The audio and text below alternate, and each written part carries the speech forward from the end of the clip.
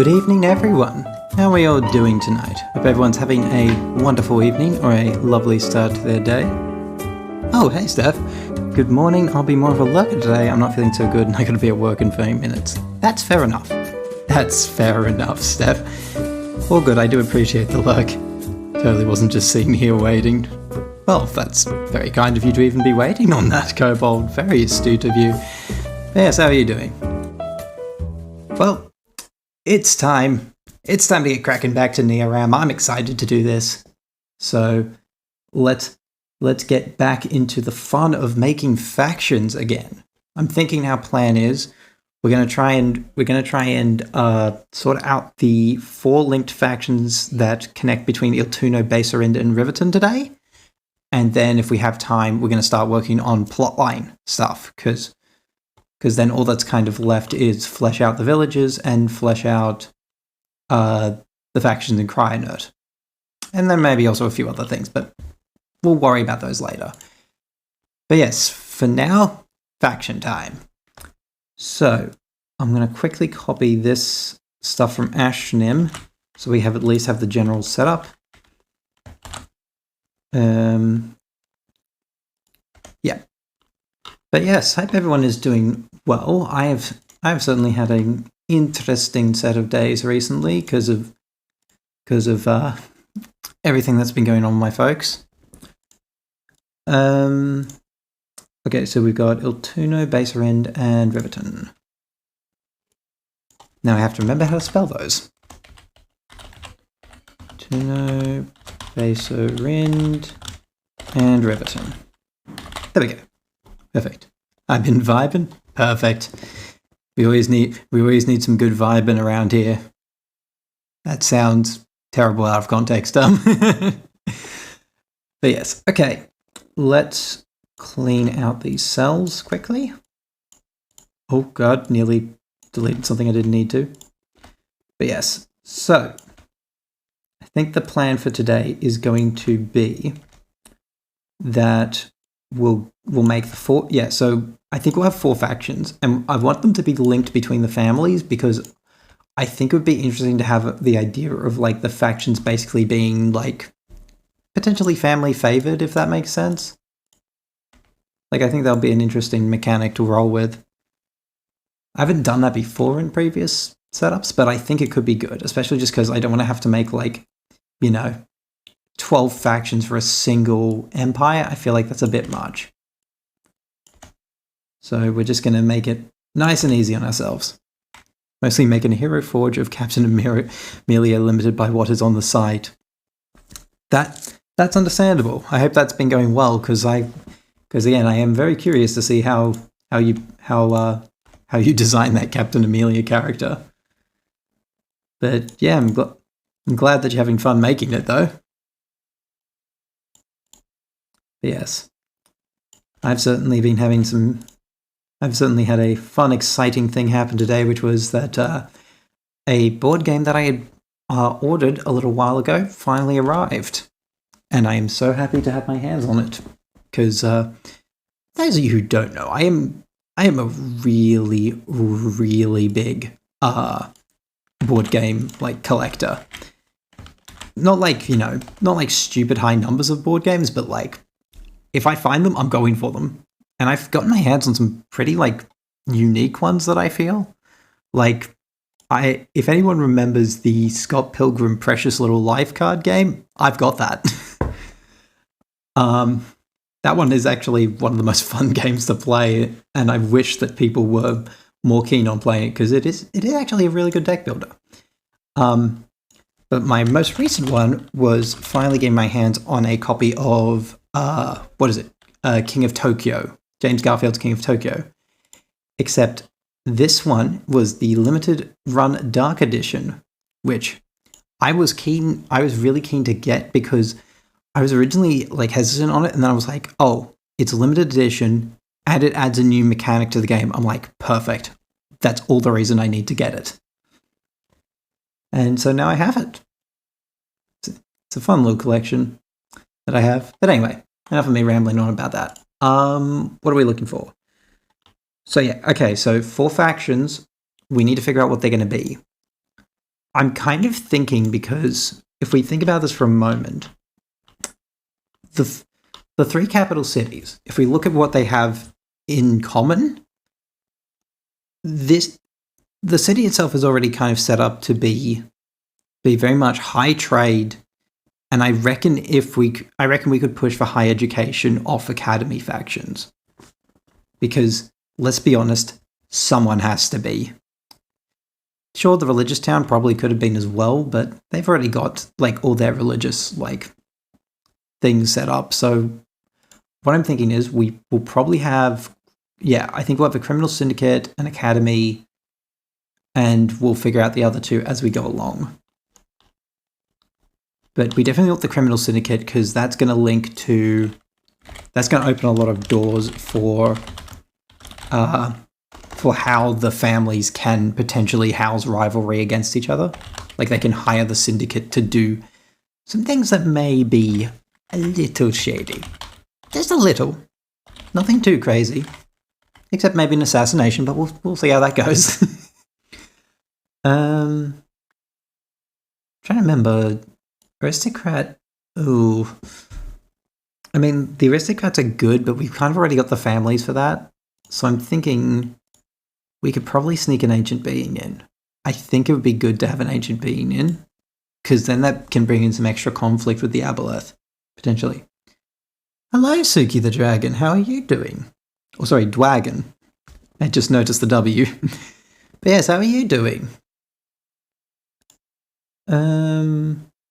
Yeah, okay, let's do that. So we'll get, so maybe we'll get 2 criminal syndicates, an academy, and an ancient being. I think that should be a decent setup. I wish I could use the ancient being from my other campaign setting, because that one was actually really, really good. But I don't want to recycle. I don't like recycling stuff that I use in other campaigns a lot of the time. Mind if you could go over some lore I've been working on for a character? It's not specifically D&D related, but I think it does fall under the world building umbrella a bit. I don't mind. Go for it. I'd love to help out with character lore. Character lore is always one of the most fun things to do, especially of course on the player end. But for a DM, you give a good amount of character lore, most of them will lap it up. They'll love it. Well, it's a link. Can I post it? Sure. You should be able to post it. If not, you can just whisper it to me. Okay, so 2 criminal syndicates, academy, ancient being. Perfecto mundo. Okay, I will get to that in just a moment. Okay, so let's see. Let's figure out what types of syndicates we want to run. Because here's the thing, we already have a few setups for those types of factions, but I don't want them to be entirely just based off town descriptions. I do quite like how the Hero Forged turned out of Amelia. Well, that's good to hear, Kobold. I kind of wish I whispered it. Oh, because now everyone can view it. Yeah, that's fair, Suki. I can understand that. Actually, do you prefer if I call you Suki or Dwagon? Which one do you prefer? Yeah, it's fine. Fair enough. I mean, I can always hide the message if you wish. I'm prepared to do that. Right, I'll get it open. Oh, interesting. You made it in Notion. I mean, fair enough. Notion is a good platform for that sort of thing. Oh, wow. This is hella extensive. I just don't want people nabbing the art. I don't think anyone's going to do that. I don't think in my chat, I don't think they're going to. Most people are very, they're sensible people a lot of the time, so I don't think you'll have to worry about that, Suki. You're good. Okay, so let's see. What criminal syndicates do we want to run? Because we already have the Silvered Palms, which are able to make items disappear. So I don't think we need to run like a Thieves Guild or anything like that. The Thriving Thieves District, that's just more of a black market situation. What I'm probably thinking is definitely not a pirate fleet, because they're way too open. Although a pirate fleet will definitely be one we run for Coronidry, because, you know, giant lagoon waters where almost everything is open to the ocean. Of course they're going to have pirates there. I'm probably thinking Assassin Society, definitely, because nobles will lap that up. And then I'm honestly thinking maybe Thought Thieves could be a good one too. Like, I feel like they would be the kind of people who would be very interested in Strateros, considering how much of a linkage it has to like, I guess the central empire that was there, that existed before the other towns did. So yeah, so we'll run Assassin Society and Thought Thieves for the first. It is Assassin Society. Assassin. God, that was such a weird meme to have like crop up. I don't remember if that actually went anywhere, or whether it was just people attempting to say assassins in a weird accent. Thought Thieves. I do love the concept of Thought Thieves. They're really fun as an idea. You really liked the assassin thing, Kobold. All right. Okay, so that's the two thieves sorted out. Academy. I don't remember what the academy types are normally like. Monasteries, enclaves, boarding schools. A vault of secrets. Oh god, no, definitely not that.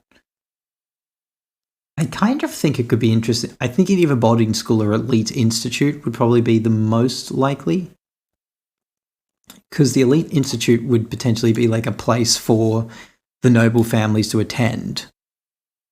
Whereas like the boarding school is much more public, much more open. I kind of think the elite institute might be the better one, because again, opening it up to being like a big potential target for say like, you know, hostage negotiations or potentially trying to form a coup could be a really big push. Sent a screenshot of the Hero Forge of Amelia to a friend and he instantly knew where it was from. Dang, they picked up quick. I mean, to be fair, there's been times where I've made a character and people were just like, so you've made this person? I'm like, yes, I have. Like, I remember one time I made Kratos in D&D Beyond, and everyone immediately picked up on it when they went, Storm Zealot. You've chosen the one that generates fire. Yeah, you're making the new God of War Kratos, aren't you? I'm like, God damn it, am I this predictable? Okay, and now for the Ancient Being. This one's going to be interesting because originally when I first made I always answer maybe when I do. Oh, you answer like the sly, yeah, maybe. I'll never tell. I should do that more often, but I'm a little blunt, unfortunately. But could you give my thing a look after you finish this bit? Sure. Let me just pick out an Ancient Being, and then we'll take a look at your stuff, Suki. Let's see. I've run the Endless before, so I don't want to do that one. I could see an Elder Dragon being good. Prime manifestations are like a little more ominous, and we already have enough of an issue with rogues, so I think actually we'll make an Elder Dragon. I'm not sure which type yet. I'd be tempted to say, what is it, bronze? Because bronze are like the most socialite people. Checked out Starbound modded in your time between streams. Unfortunately, no, Kobold, as I have been a slate baby. Is it possible you can hide the URL bar somehow and show me my thing? I don't know if I can achieve that, Suki. I can see, let me see if I can make like a black box or something to like hide the URL. Un momento. Image. I guess I'll just call this like sensor bar. Yeah, I'll quickly make one for you, Suki. Starbound's fun. Yeah, it is. But no, I haven't had time to check it out because unfortunately I'm trying to sort out I'm trying to sort out the last part of my what's it called? The last part of my graduation stuff for university, because I am due to graduate. I finished all my coursework except for one last thing, which is like an industrial training report, and then I have the graduation ceremony in August. But I need to get it done first. Okay, sorry, I'm just checking out how to do this. Okay, so oh wait, can I not scale it? Oh, there should be a way to change the scaling. Hold on. Properties. Oh, I can't. Shoot. Can I just make like a black box or something that's like just super long and not square? Hold on. Let me see if there's a way I can do this. Remove the sensor bar. Okay, that might be something I need to figure out in a little bit for you, Suki. Can you stretch it? No, I can't. If I stretch it, it just scales it. Like it's locked on a ratio is the issue. What's like another way I can do it? Actually, there might be a way I can do it. Hold on. Let me go into Piskel and I'll just make I'll make just like a black bar or something that I can load up. Try holding shift while stretching. Okay, hold on. Let me try that first. Image. Let's make sensor bar again. If it doesn't work, I can go into Piskel quickly and make just like a rectangular box. Well, let's try that. So holding shift. Ah, okay, interesting. Yep, that works. That hella works. Oh, and now it's not working. God dang it! I have to hold shift while I do it. Okay. How's that? That should cover it. I'm just checking the measurements. Yeah, okay, that should censor it. Generally, shift locks its aspect ratio in most software, so if it does automatic, then shift must do the reverse. That's true. Shift is normally used a lot of the time for that. I should have remembered. Okay, well, perfect. Now it's censored, so yeah. Let me quickly bring this over. There we go. Okay, so oh wow, yeah. So this is a really big thing. Okay, so is there any particular sections of this that you want me to pay close attention to on this, Suki? Like is there some sections that are more important, or is it just read through everything and we figure it out from here? Okay, so what we got? Name I can't pronounce, although I can try. It won't sound great. It sounds like Zukiruki or something like that. Okay, interesting. More commonly known to people, Suki, and possibly powerful. Eldritch goes beyond Omniverse, takes the form of a cosmic dragon. Simply has the same name as it. It's not meant to be pronounced, but you can try. Yeah, I tried. It failed miserably. But yeah, if there's any particular section I need to keep an eye out for, Suki, just let me know. Okay, so the realm comes from simply the same name as her. Okay, that's it's not impossible for that to happen, but Cthulhu's realm isn't called Cthulhu.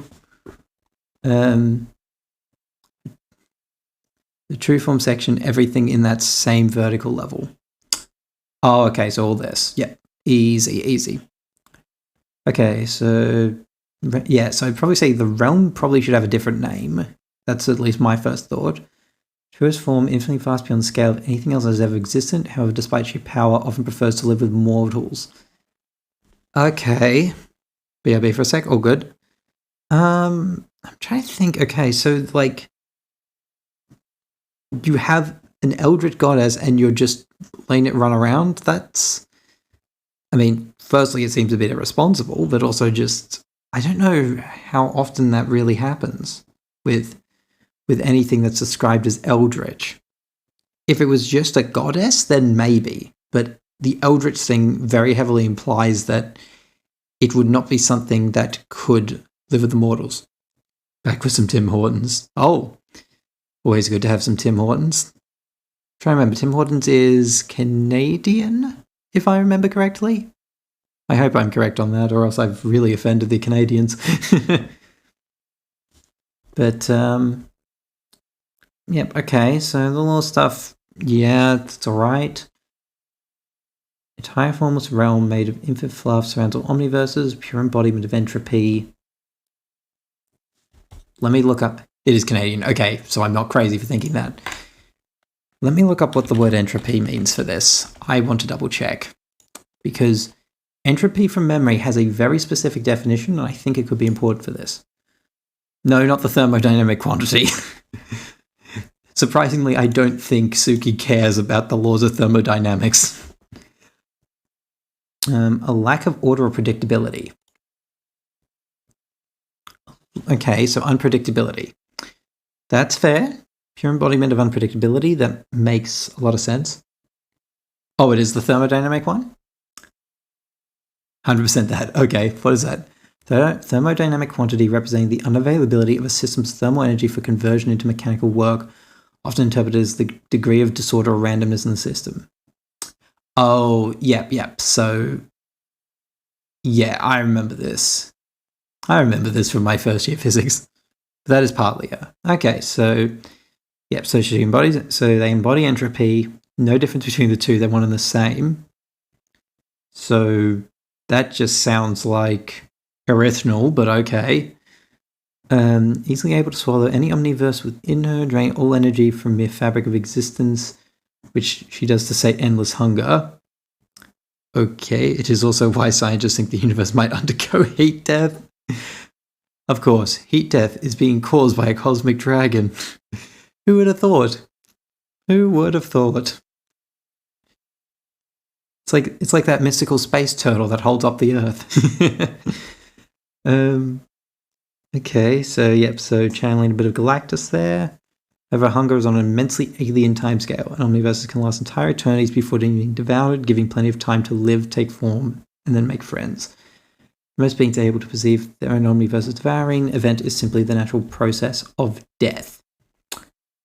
Interesting. Okay, so definitely lives up to the Eldritch part with like the amount of strength it has. Don't know if Eldritch beings ever had the strength to destroy omniverses though, because they could manipulate reality, but I didn't think they were capable of actually destroying, like, say, something as big as a universe. They could destroy a planet, I could believe that, but that might just be a bit too powerful. Like, that sounds like something on the level of, like, a Marvel Celestial or something. Personality, incredibly kind, caring.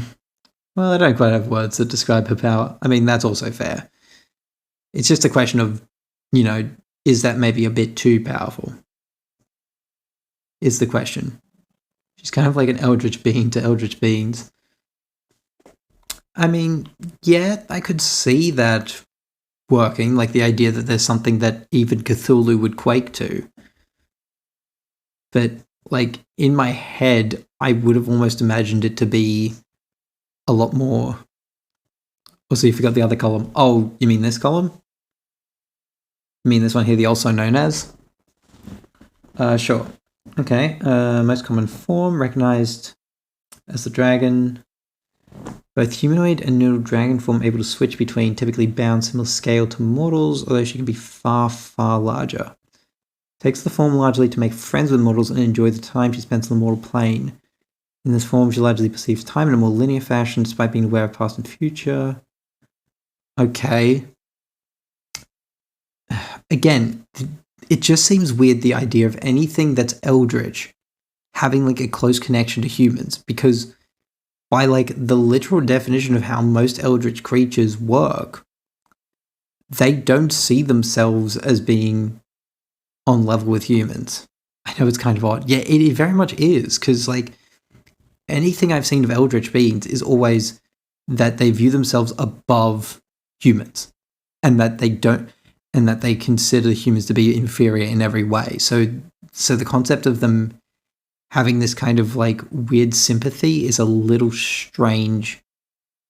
Like, I understand why it's there, but it is kind of a strange like feature to have. Like, maybe if you dropped the idea of it being something eldritch, then maybe it would be okay, because there's plenty of stories of just regular gods doing this sort of thing, but like when you make it eldritch, you give this implication of what its personality is. Kind of tried to flip the trope on its head. I mean, I kind of get that's what you were trying to do with that. Like, I can see you were definitely trying to like flip the script of it. But again, it's like there's a limit, I think, to how far you can flip an idea. And like, I could see the personality flip kind of working. The form itself, though, is like where things become strange. I can see your point of view on things. Yeah, like it's just I know I'm wondering if this is potentially pushing the idea of kind of trying to break a trope or breaking the typecast of a trope maybe a bit too far. Like, I could see this more being a regular like goddess rather than an eldritch goddess specifically, at least in my mind. Like, you could maybe make it some type of like, you know, overlord goddess or something like that, maybe. Like, you know, some type of, you know, celestial being that is overarching of other celestial beings and is almost there to kind of keep them in check. And just because of the fact that it has so much power, it isn't afraid to go out and be seen in public. Yeah, I can see that, but she does have some Lovecraftian inspiration to design, hence the Eldritch stuff. I mean, is there, like, I get the idea of the devouring. She's still mostly cute, etc. though. I mean, yes, there are some like, you know, elements that match the idea of an Eldritch like theme, like, you know, the idea of just being a representation of entropy, the idea that they're almost... Oh, one sec.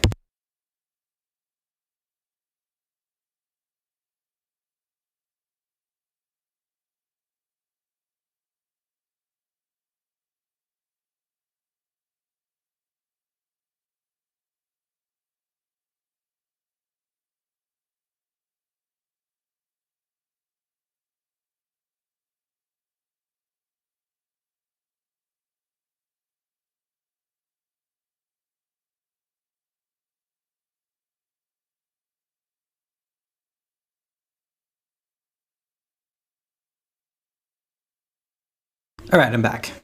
What's happened?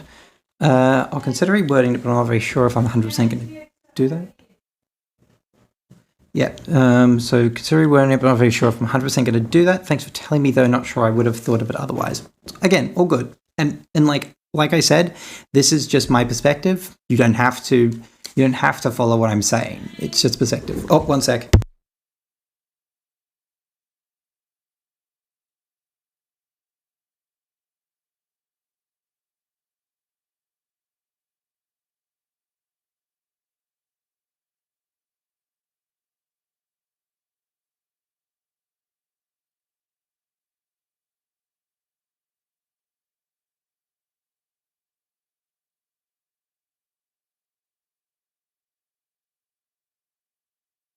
All right, I'm back again. Sorry for the introduction, but yeah, like I said, Suki, this is just my opinion on it. You have every right to not follow it if you wish. This is just my thoughts on it.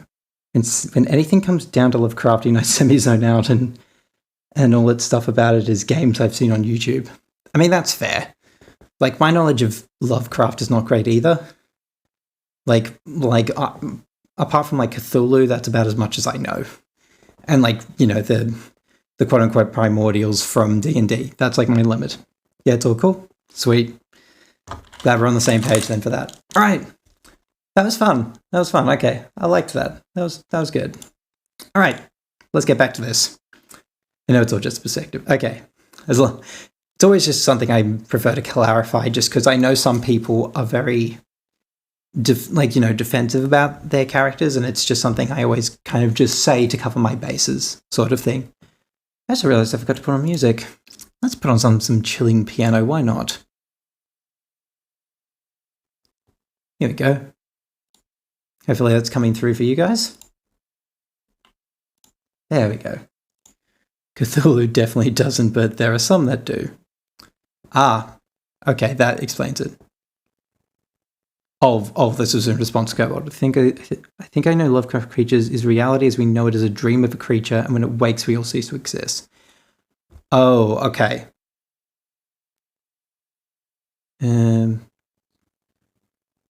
Okay, interesting. Yeah, like I said, my Lovecraft knowledge is not great, so that's like one of my weak points. I will get back into it at some point to learn it, but that's probably not the highest priority right now. Like Nyarlathotep or something like that takes an interest in humans. Interesting. I'll take a look into that one at a later time. Anyway, let's get back to getting these factions figured out. So we've got an assassin society that we need to fit in. Keeping in mind, we have a Loxodon group that's not likely to work with assassins. Basarind and Riverton are most likely to, if I had to guess. So it's not totally unheard of for Eldritch beings to be interested in humans. Fair enough. I mean, based on what you've been saying, I think your knowledge of Eldritch beings is probably better than mine. My boyfriend did give me a game, Tesla vs. Lovecraft. It's a top-down shooter with Tesla in a mech suit fighting Eldritch creatures. I'm sorry, was that made by the devs of Wolfenstein? What the heck is that? That's all I'm saying. Okay, yeah, no, it's all good. This is just coming from my random opinion, and again, my knowledge of Eldritch is not great. But yeah, that Tesla vs. Lovecraft game sounds insane. Like, that sounds like something made by, like, the developers of, like, Quake or Wolfenstein in nature. But yep, alright. So, we need a good leader for this assassin society, and I don't want it to be Drow. I don't want to go with the stereotype of a Drow leader. It happens every time. So, what's going to be a good pick?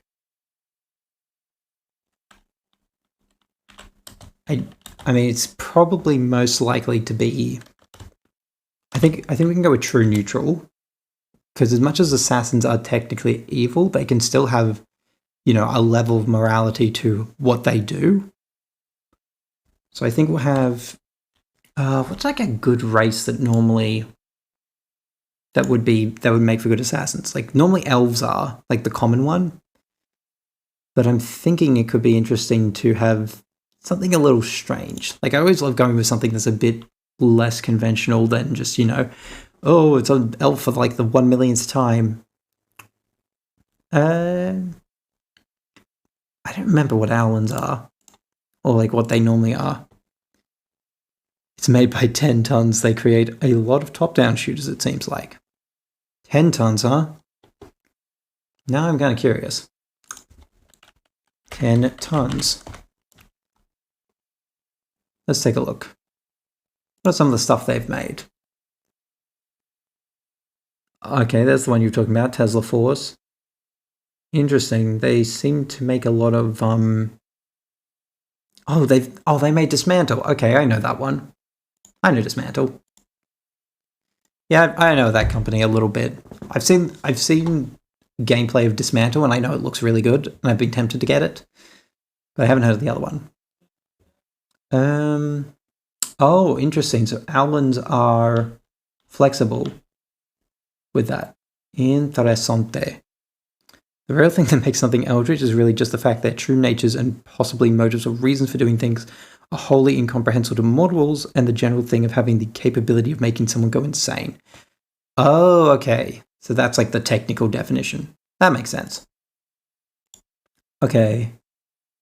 Would Owlins be tempted to be evil?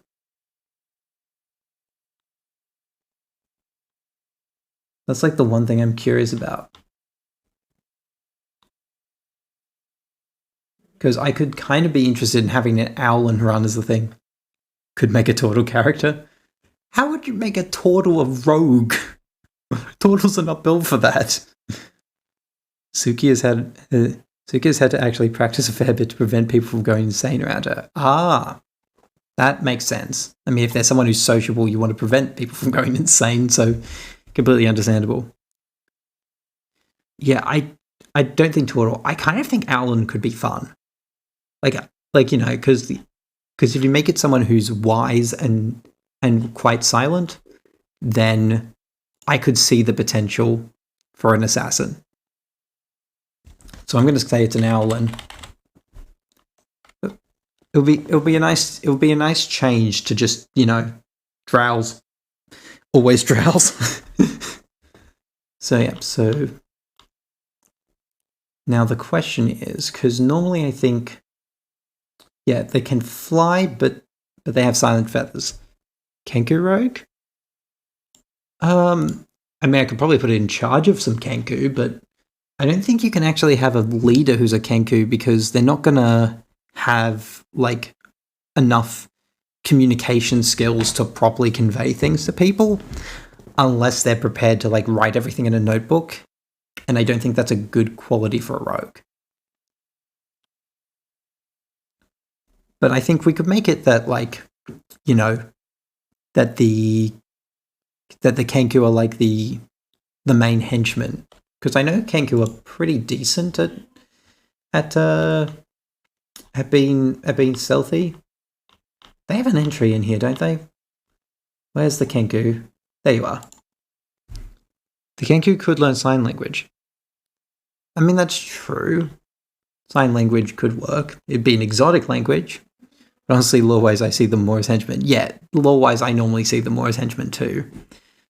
It's interesting. I was chatting with a friend of mine, and he was looking at running a rogue who had his tongue cut and wanted to have sign language as an exotic, as an exotic language that he would use to communicate. And I thought that was interesting as an idea. That's the position in the pecking order in the source books. Yeah, no, normally the time I know they're mainly used as what's it called? Yeah, they're normally used as henchmen. Yeah, they're 100% henchmen. Okay, yeah, so maybe we'll have some Owlin in charge of Kenku.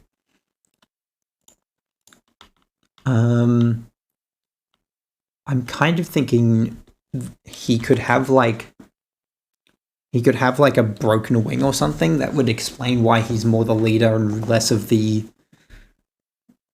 Actually, would a broken wing be fair? Because you could get good favor and then you could actually help out a lot more.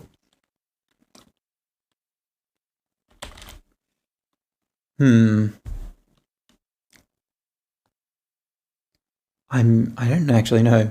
You could throw a curveball and make the leader rogue a Goliath, because who could suspect the big dude to be stealthy? Oh, you're tempting me so much with that kobold. You know what? Yeah, let's do it.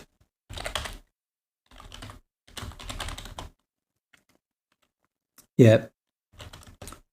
I'm also gonna make it that he has a rune embedded in him. With an air rune embedded in his left shoulder. Which explains how he's able to be stealthy, because he can literally like manipulate the air around him to silence him. One time I came up with an idea for a Kenku that was named Uwu, and the only word they know was Uwu, and they communicate by writing on a chalkboard. Don't think it'd be one I could ever play, but it's a funny idea. Yeah, no, I mean, it would certainly be fun. Don't know how much a DM would allow you to do it. Now it's making me curious. I had a Kenku character a while ago that I made. Let me see if I can find it. Where is it? I know you were around here somewhere. Oh, yeah, there it is. Felziver. Could make his weapons of choice guitars, since they are kind of like fist weapons. Oh, yeah, that's true. I mean, we could also just, you know, homebrew some brass knuckles. He's an assassin that punches people to death. What was my notes on him? Yeah. Yeah, I remember this. Yeah, so Felziva was going to be a Kenku sorcerer, and I think he was going to be storm sorcery, and his whole thing was that once he learned of like his past regarding the Kenku, oh yeah, he wanted to learn how to fly. Oh my god, Suki. Okay. Let me quickly double check. I need a Goliath name, actually, before I forget.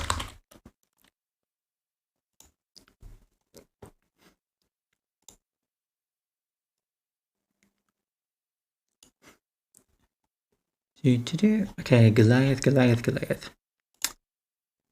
Where is Goliath? There we go, Goliath. Sorry, I had to wait till you guys were back, but yeah. But yeah, no, it'd be fun to do like knuckle dusters. It's Suki, I cast fist. That sounds like a line Grog would say or something like that. But yeah, no, so Felzever was actually going to be a Kenku storm sorcerer whose backstory was basically he learnt about the history of why Kenku don't have wings and can't fly. And then his whole motivation was that he wanted to learn how to fly and he wanted to be able to grant the power of flight to other creatures that couldn't normally fly. That was his whole kind of premise. And I thought it was fun. Jesus Christ. Okay, Goliath names are a nightmare.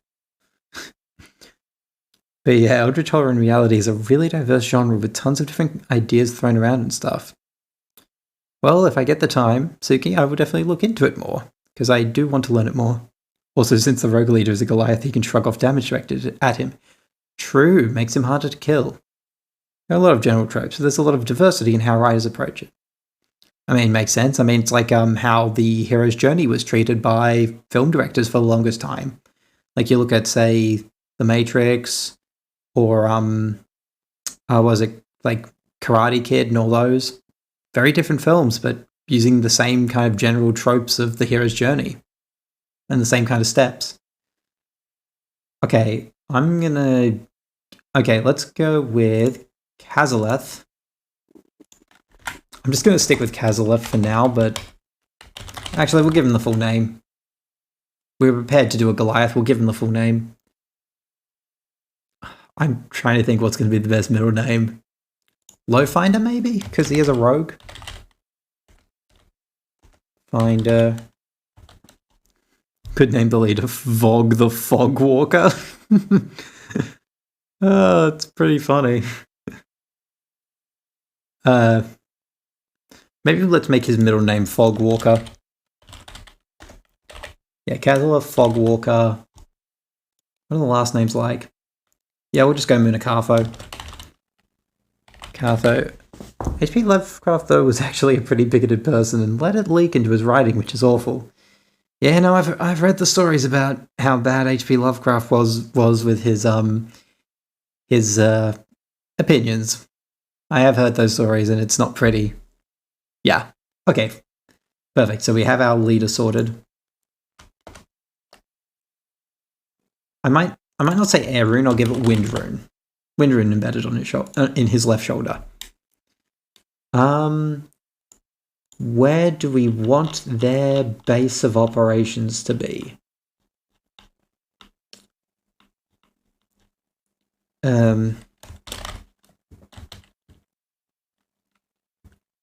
His organization. Oh, sorry. Yeah, the society's HQ. HQ is located. What's like an interesting location to put like a rogue HQ in? Like sewers is very obvious.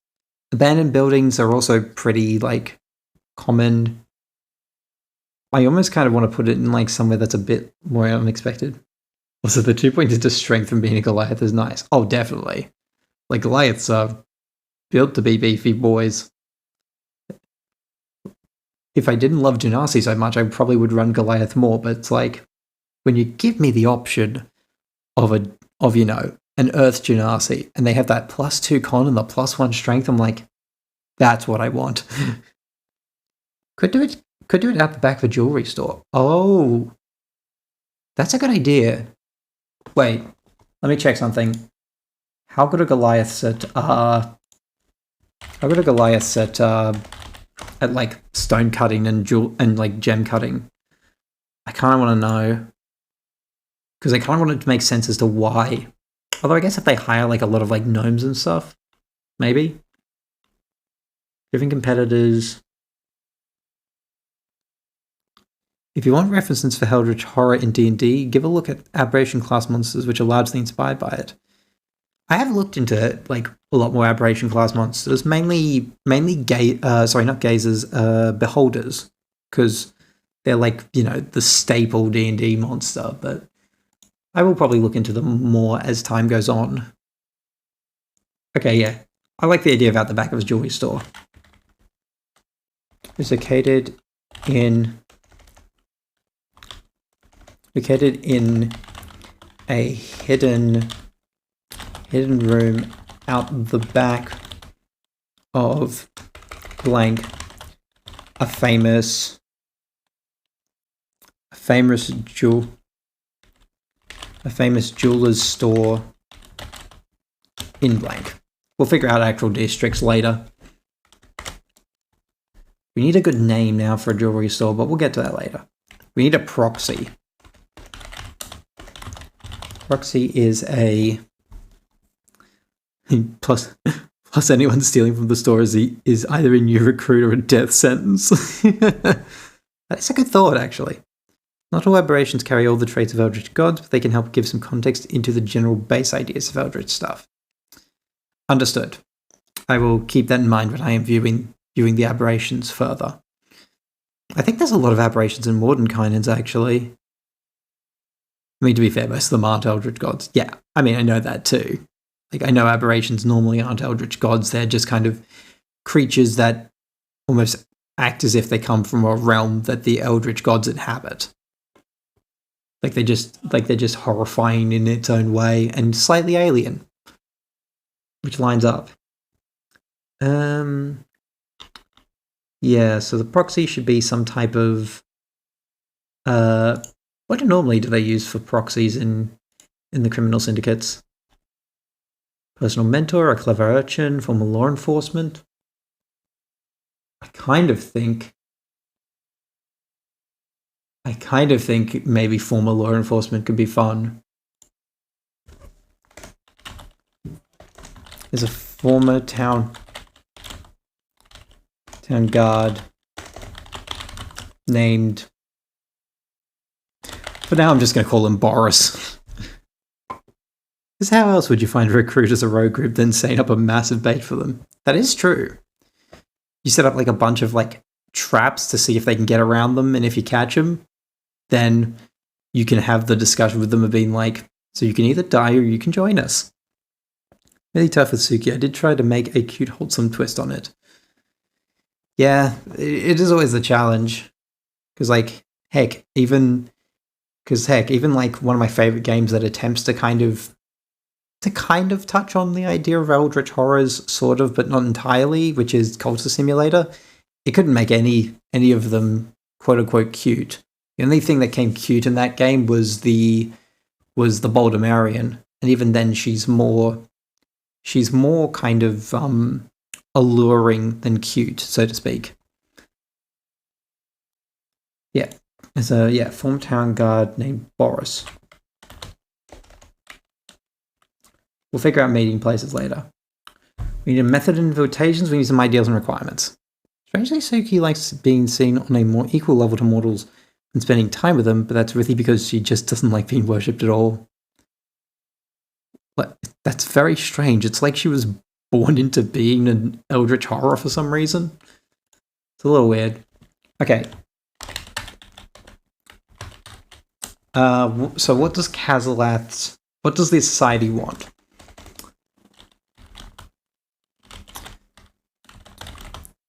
I kind of think it'd be interesting if he had just a strangely noble goal. Yeah, it's honestly kind of interesting. Definitely does sound very interesting as a concept, the idea of an Eldritch god not wanting to be worshipped. Especially because, like, normally the idea of gods and goddesses is they get stronger the more they're worshipped. The proxy could be 2 kobolds in a trench coat. It would be interesting. Problem is, I don't think kobolds like hanging out in the cities a lot, is the issue. And granted, this doesn't describe every proxy. One of them could be some kobolds in a trench coat, maybe. Perhaps Neil Tuno. The main reason she doesn't like being worshipped is that she's had a lot of cultists trying to end the world, trying to get her to devour their reality. Ah, that's fair. Yeah, I know, I'm memeing. I mean, it's fine. We've got some memes. You forget our villain is called the Hungiro. She really doesn't like being told to do that. It just happens on her own terms. Okay, that's understandable. That's understandable, Suki. All right.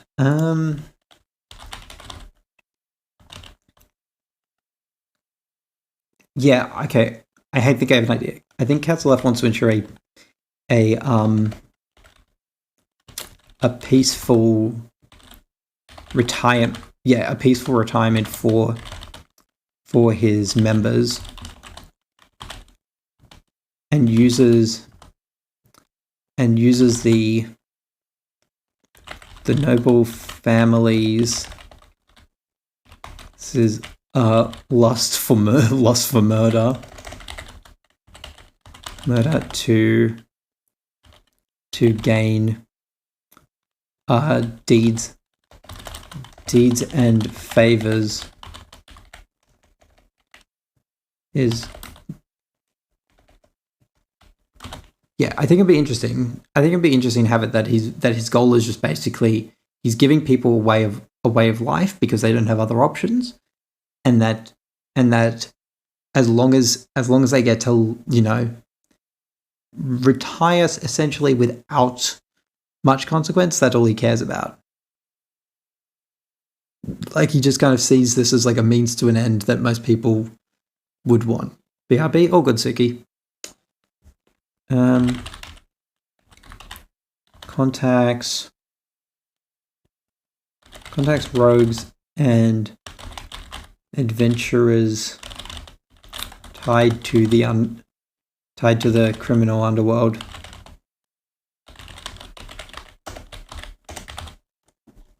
All right, perfect. So that should set it up nicely. Types of missions we can expect. I'm feeling like doing an actual assassination is probably not the first one on their mind if you have a new recruit.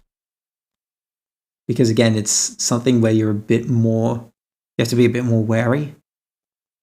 Because you don't just take a new recruit and go, try and kill this guy. So I do have a fun character that could either be an NPC or player character for how their backstory is. Go on, Kobold, I'm listening. I always love me a good character. I mean, you forget we made the infamous... Oh wait, no, you weren't there for it. Let me find you the most insane character we ever had, which is this one, Ash Mustache. You're going to love this, Kobold. So Ash Mustache is a Fire Genasi sorcerer who secretly worships the Queen of Air and Darkness. The reason why? Because he was promised a permanent illusory mustache that could rival all others in exchange for power and servitude. And the backstory we came up with is that basically his family is well known for growing like elegant mustaches, and he couldn't. So he made a deal with one of the most evil Fey deities in the entire pantheon to gain a permanent illusory mustache that would make his family jealous. I love it because it's so ridiculous. It's like the Homer Simpson thing of, I'd sell my soul for a donut. Welcome back, Suki. Yes. To be honest, I really don't think Suki would ever work as a player character. Yeah, it'd be very hard to do it. Definitely. I've seen people attempt to try and run characters that are demigods or immortal, and they don't work out well. Most of your players will claim that you're playing favoritism, so you have to be careful with that. Let's see. Now, what would be probably the better one? Keeping in mind we're gonna have gang organizations fighting over people. I think the first one will be rescue an operative from blank, a rival.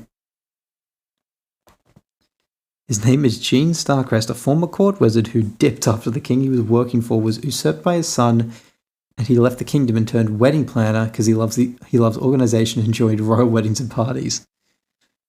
Interesting. I almost feel like that's more of a cleric thing because they have the ceremony spell. That also works. Yeah, she's mainly just my persona. She's a cute fluffy dragon. I really like her design. I mean, she definitely has a very nice design, and I like her aesthetic. I feel like you and my friend Anthony would get along very well because he's also a furry, and he loves to chat about strange ideas with people. He normally comes to me whenever he's trying to design new D&D homebrew, and I always try and help him out with it. Homer Jason is also the most romantic because he gave his soul to his wife. Wait, really? I need to know which story Homer Jason is from because I want to read that. Because that just gives me like heavy, Orpheus Eurydice vibes. The idea of giving his soul to his wife. But granted, of course, Orpheus didn't do that. He messed up, but still. But yeah, the Gene Starcrest character does sound really good. Homer Simpson went to court because of his soul, because of the donut, but Marge had a photo that says he gave his soul to her. Oh, yeah!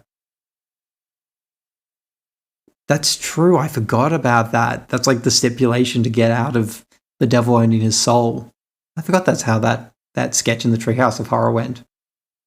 Thank you for the reminder, Steph.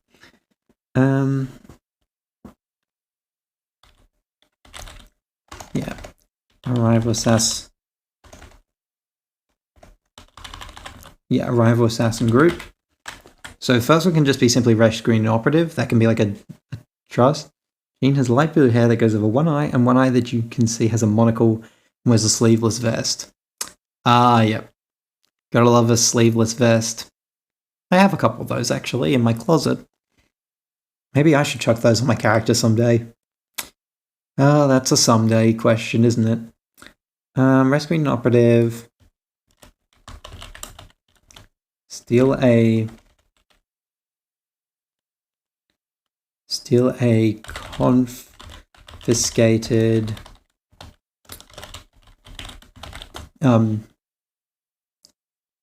dagger of not sure yet from the town barracks.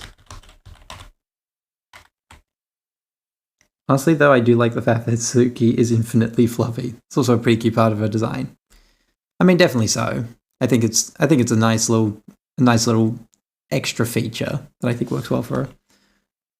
My friend I showed the Hero Forge to, he says, the friend I showed the Hero Forge to says he gives off massive gay personality vibes. My friend is also gay. Okay, that makes sense. Yeah, no, I could see that based on just the description alone. I could see that. I could definitely see where your friend is coming from with that. Okay, stealing confiscated dagger. What else do they normally do? Heist, gang warfare. I think by third point they can start doing assassinations.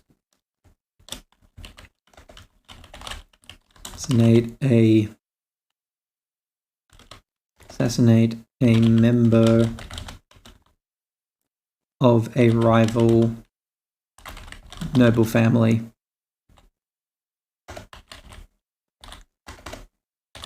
And then we just need one more.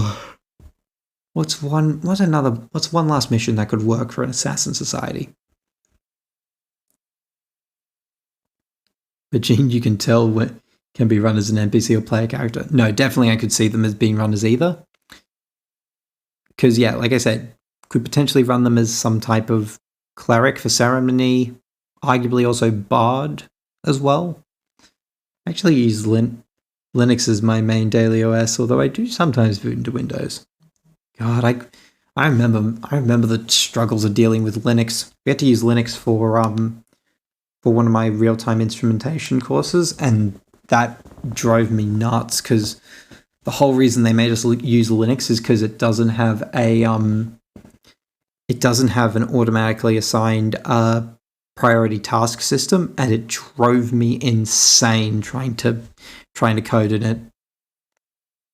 One of the best things about Linux is it's so easy to copy and paste. I just highlight on one area and middle click into another. Nice. Want to know something that drives all my friends nuts? Of course, Kobold. Of course I want to know something that would drive your friends nuts. I'm going to leave this blank for now and we'll get back to that. Control-C and Control-V work too and use a separate clipboard. Oh, nice. So you can have essentially 3 separate clipboards at once for that. Oh yeah, turtles only live for 50 years. It's still insane. It feels like they should live for longer. Like they should live for like 500 or something. I remember having this discussion with Mobro about it, and I was just like, why do turtles only live for 50? And he's like, yeah, the turtles were done dirty. But the middle click to paste things is just super nice and convenient. I could imagine it would be quite convenient, Suki. But again, I never grew up with Linux, so I don't know it well enough to claim any form of competency with it.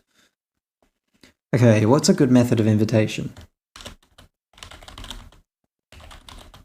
Paperbird is sent to the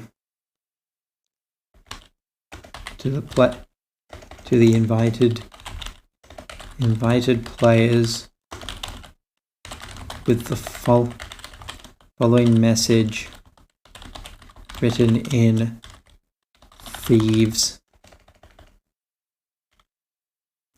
Cant. Makes sense to be in Thieves' Cant just to be safe. Good for quick copy and paste while reserving your Control-C and Control-V from main clipboard thing. Makes sense. I mainly don't like the idea because I wanted to make a Grandma Cleric Turtle character. Yeah, that doesn't really work when they're only like 40 and considered a grandma. It also means magical aging basically has a good chance to just straight up kill them. It's like how the Aarakocra have like only 20 years, so if you suddenly like trigger a wild surge and magically age by 10, you're pretty much dead.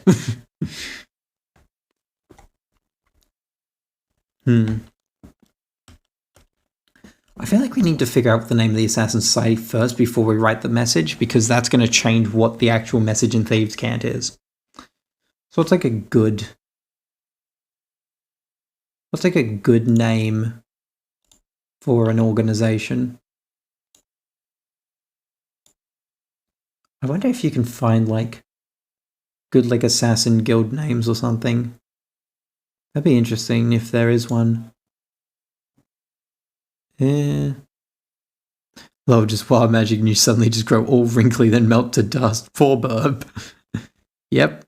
The joys of the wild magic table. I remember my friend actually once, he took that wild magic table and he expanded it to have 100 different effects for a campaign he ran where essentially any casting of magic amongst any class that used like basically arcane magic, so sorcerers, wizards, druids, bards, could trigger wild magic. It was genuinely insane. Are the rogues the good guys? Not necessarily. Because if so, Guardians of the Night. No, they're not really good guys. They're almost kind of just... They're basically just cells. They're basically just cell swords that keep to themselves, essentially. Actually, I've just thought of what a good other mission is. Deliver a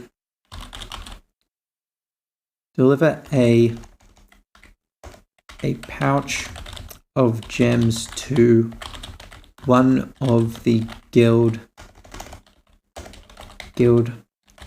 hideouts so they can restock on equipment. I think that'd be a nice little one too. Moon roses? Yeah, I like the idea of the moon roses. Maybe something like the stone moon roses. Stone moon roses. The only reason I say stone is just because of the Goliath leader.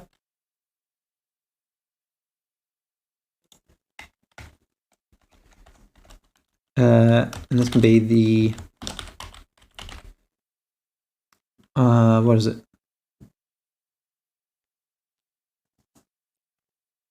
The crystal seed. I think I'm going to call this jeweler. The symbol could be like a flower growing from a stone in the moonlight. That's actually a really good idea. I like that. I'm going to quickly write that down. Their symbol is a rose growing from a stone under a moonbow. Actually, just a crescent moon. There we go. I mean, they may as well have a crest. Why not? They'd be patriotic about their job. Okay. Perfect. So now we need to figure out what the message written in Thieves' Camp will be.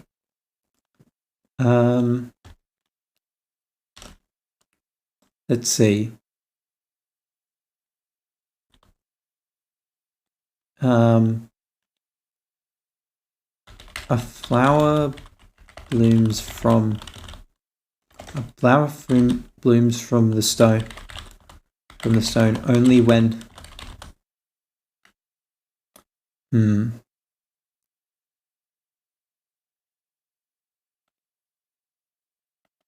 Only when the fool is prepared to cast it.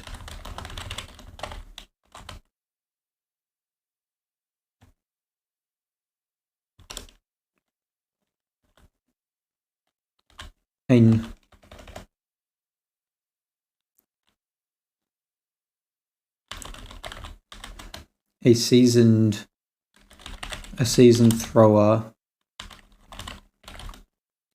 seeks out its resting place. Yeah, be black, but I got to go. Have a good one. Good luck with the world building. No problem. Thank you for popping in, Suki. It was fun having you on here and going through all the your character on stream. That was a lot of fun, actually. I should do that more often. I can also get rid of this sensor bar, actually. Yoink. There it goes. But yes, hope you have a good rest of your day or a lovely evening wherever you are, Suki. I think it's probably still evening where you are, but I don't know. But yeah, either way, have a good one. All right. A seasoned thrower seeks out its master at we'll figure out where when the sun has run its course. I think that will be good. Do you have a random character idea I thought of? Oh, random is always good. Random is always good. Okay, Thought Thieves. This is where things become fun. Because Thought Thieves, if I remember correctly, yeah, they steal secrets. And I'm trying to remember what races are normally good with psionics. I don't think it's Velkarden. I don't think Velkarden are the actual like Thought Thieves ones. Kalistar are all spiritual. Who's like good with like that? Aren't the Gith good with psionics? Isn't that like their whole thing? Is that they good with it? Yeah, because they deal with mind flayers. That's what it is. Yeah, because they have psionics. So I'm thinking this is going to be a faction run by a Gith.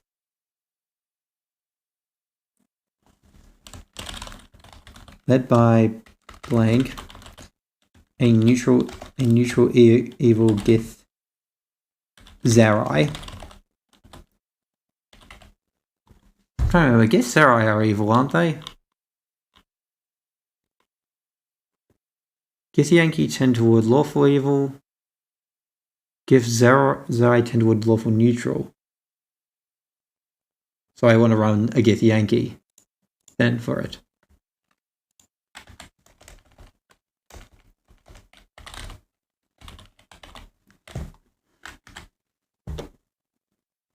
So we want to get Yankee. Make him lawful evil. Lawful evil Gith Yankee. Whose left eye is always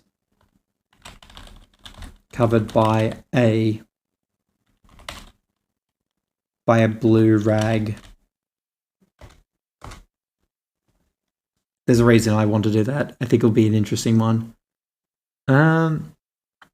Okay, so we need people who are good with psionics.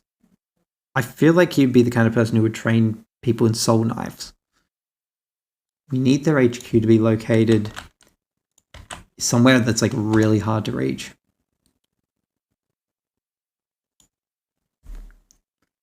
I'm wondering if this is the one that goes into the sewers, or whether potentially it runs out of somewhere a little bit different. Let's have a look at Neorim again. Where could be a good spot for them? Keeping in mind that they are thought thieves. I could see them potentially having a base in the Underdark, because they'd have the know-how and the strength to get past. Or they could hide in the jungle, since that's technically the nexus to everything.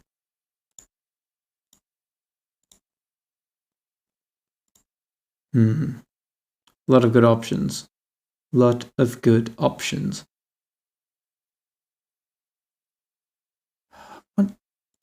do people normally get with psionics? It's all, because it's all like tied to spells and stuff. It's never just like, you know, a separate thing of like psionic abilities like it is in Pathfinder. It's hard to write down what it is in Solid yet. I mean, that's fair too. When you don't have a solid concept, it's very hard to put it into words. We'll come back to where it's located. Proxy is a ghost-wise halfling, which we'll come up with a name with. Where's my good old halfling? There you are. We'll make it a female. Darkest Still Stride. That's actually really good. Darkest Still Stride. What a name that is. So we'll figure out where their location is in a little bit. We need to figure out a name for our Gith as well.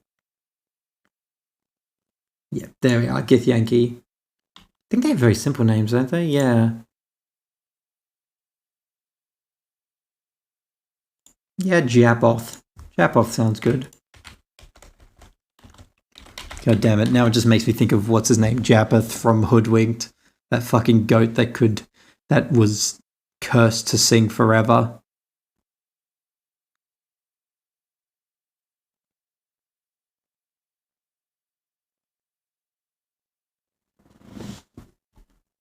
Okay.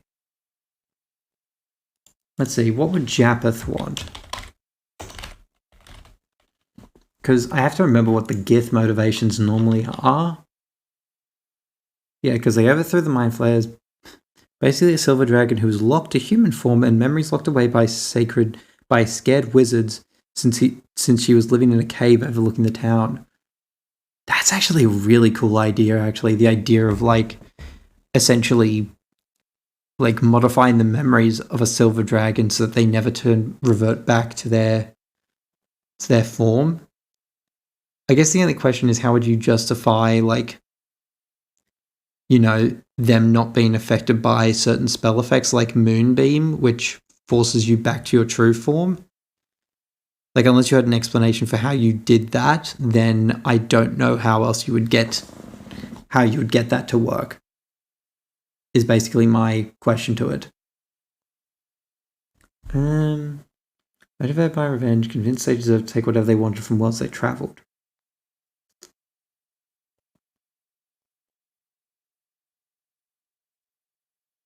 Yeah, okay, then yeah, this is what I remember.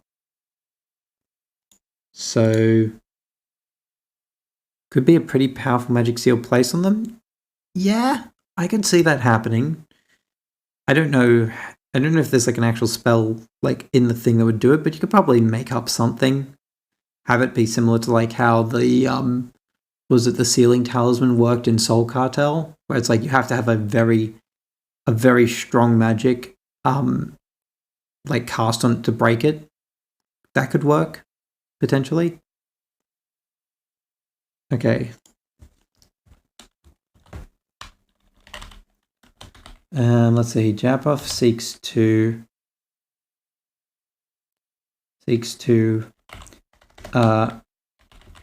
uncover the location of a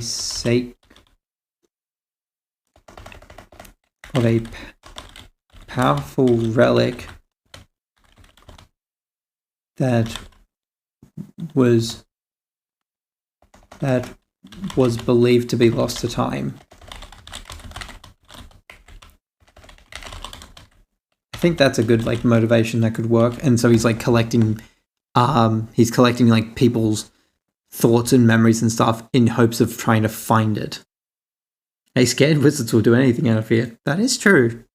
You do raise a good point. They will create a spell just to make the problem go away. That's true. That is why Wish exists. So yeah, they could have used Wish to lock him down. Or lock her down, sorry. Yeah, or what is it? True Polymorph? Is that the one I think of? Is that the one I'm thinking of? As well, I could probably do it. But yeah, I think... I'm trying to think. Is there something else that feeds off psionic energy? This is the other thing I'm curious about. Is there something that feeds off the psionic energy of people? Psychic. Let's see what I can find. D&D Beyond's known to have like really terrible like searching powers, but I want to know. There must be something. Psychic Lance, Iridium Shield, Mind Lash. Nah. Aboleths? No. Where's that Aboleth spawn from? Oh, it's from Critical Role, that's what it is. Ew. Get that out of there. Aleps, which one are those? Are those the weird, like, wispy ones? Yeah, it's that thing. Oh, yeah, no, not running that. Not touching that if I can help it. Because I'm pretty certain you can't really trap them, can you? Yeah, because they're incorporeal.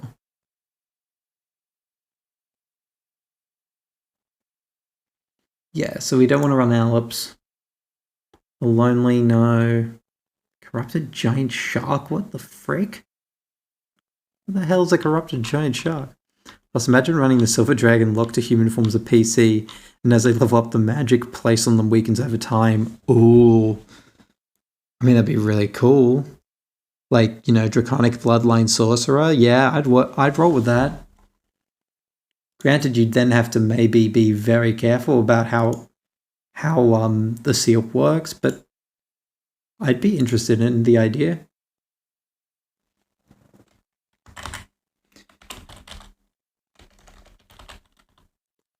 And thus collects memories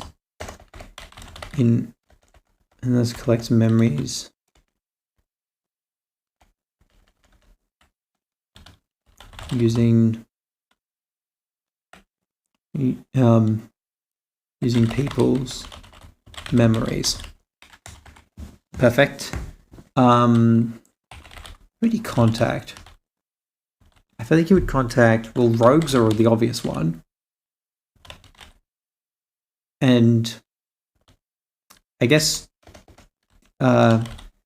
adventurers with psionic power. Because what? There are quite a few subclasses that have psionics in them, right?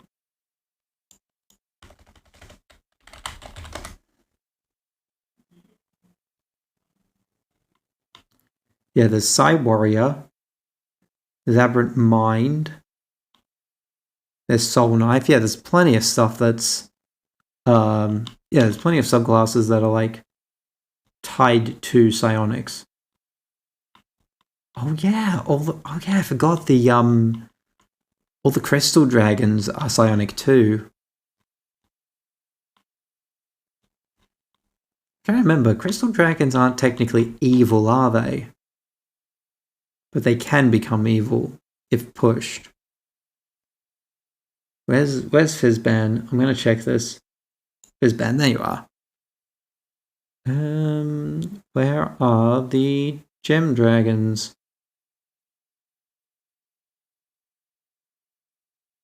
Gem Dragonborn, that's it.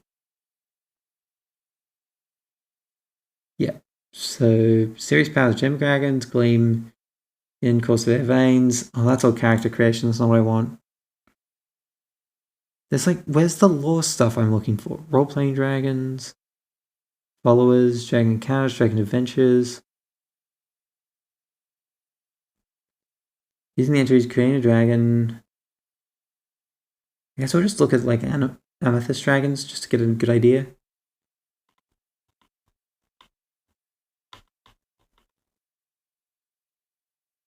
Yeah, because technically I think most of the gemstone dragons are very passive, I think, but I don't remember.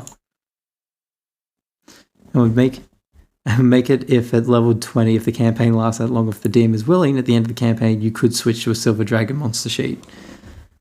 That would be genuinely broken, because I'm pretty certain if I look, silver dragon, I'm pretty certain they're like, they are like CR something crazy.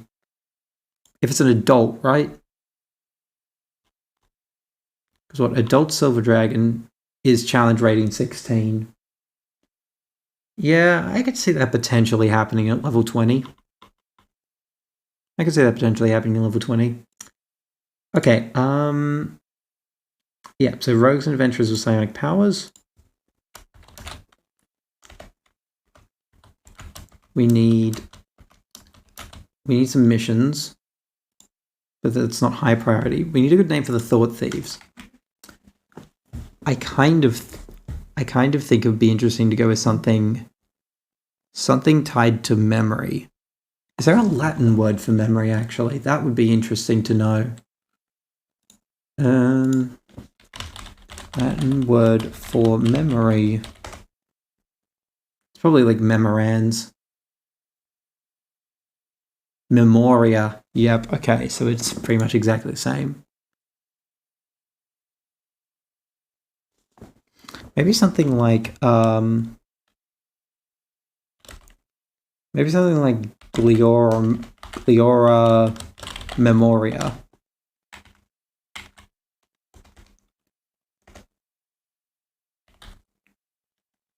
Or Gliota Memoria. That could work. Gliota Memoria. It's a bit of a strange name, but it makes sense because the leader's as well a little strange. Yep, that's fine. We'll figure out missions in a little bit. Well, okay, this one's going to be some type of abduct.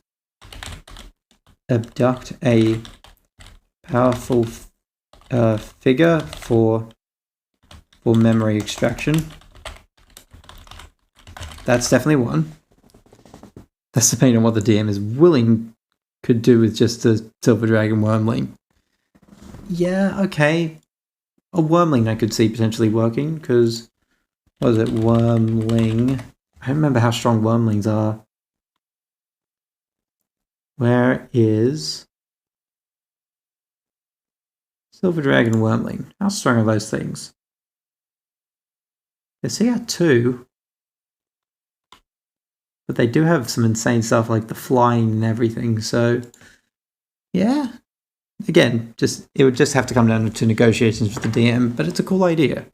I do think it is genuinely a cool idea. Alright. Yep, so adopt a powerful figure for memory extraction. Oh.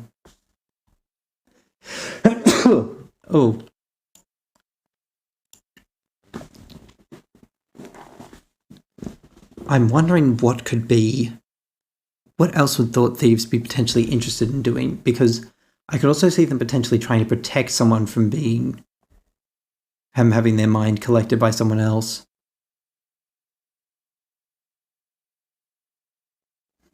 Plus, final boss end of campaign stuff, the DM would go all out with it. That is very true. Oh, I just noticed the bless you in chat from Steph. Thank you.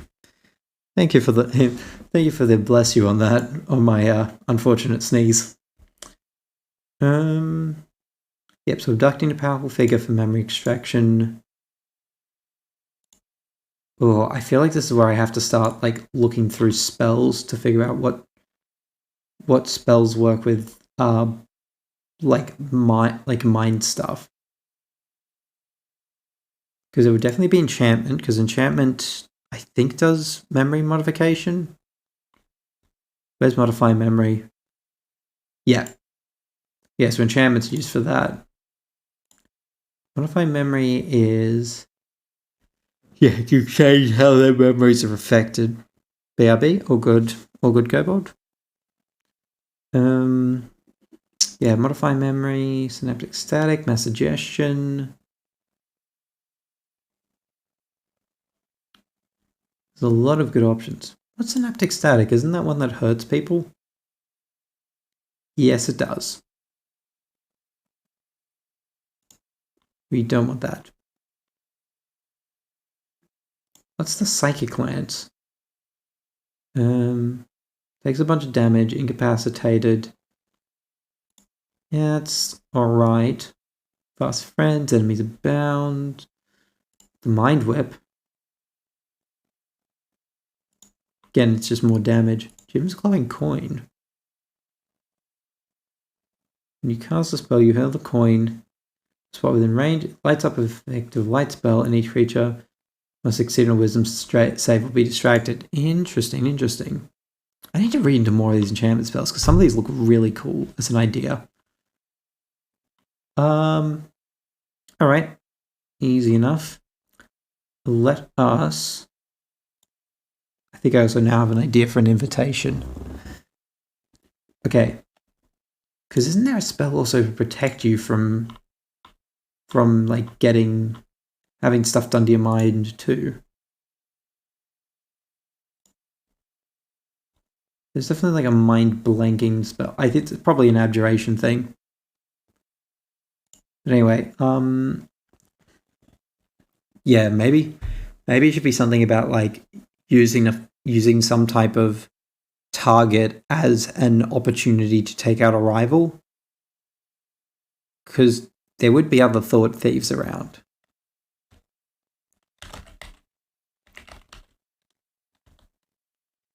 You can follow a given target as or to prevent a rival group from capturing them.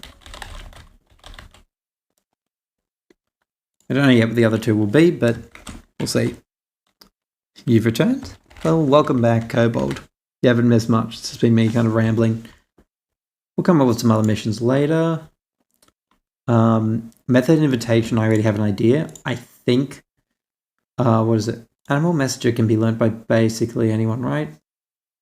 Oh no, it's Bard, Druid, Ranger. No, then definitely not. I was going to say it'd be cool to have an Animal Messenger, but I don't think that's going to work.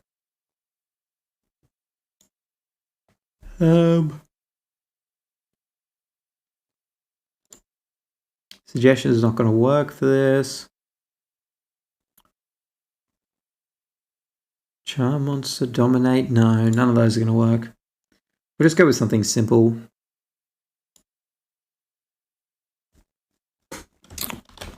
I think maybe we'll have it that's something, because if it's psionics, then they have good control over things. Just saying, I do have a complete meme character that could be funny to run. I mean, based on all the characters you've described so far, Kobold, it sounds like you have plenty of those types to run. What are we looking for? What's like a good idea?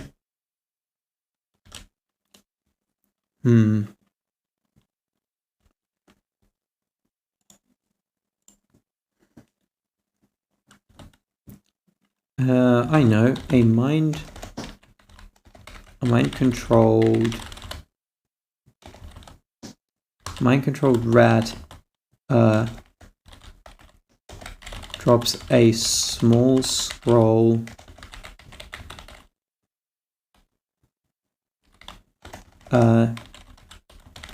next to the invited players while they sleep, which reads, which telepathically, which casts sending when opened.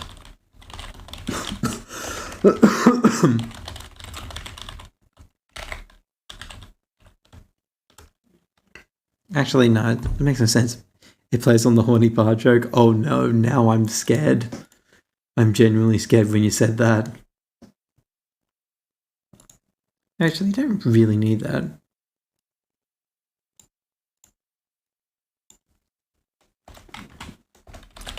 Which reads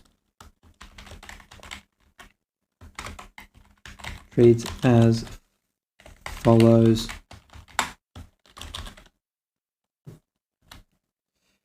In the power of the mind. Can I hear it, Hungry?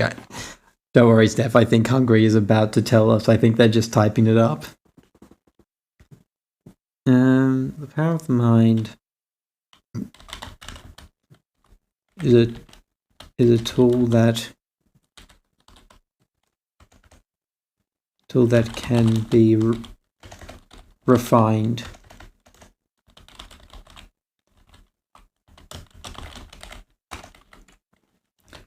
Come to blank if you wish to know more. I think that's a nice simple invitation there. Alright, that will do for these two for now. Let's move on to the Elite Institute, because we don't have a lot of time, and we want to try and get through these pretty quick. Okay, we decided on the Elite Institute, which means they're only really going to be accepting students. Yeah.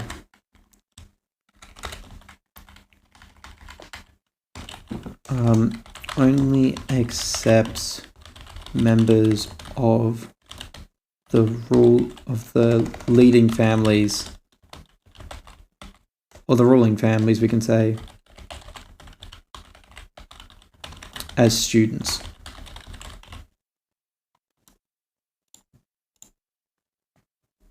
Oh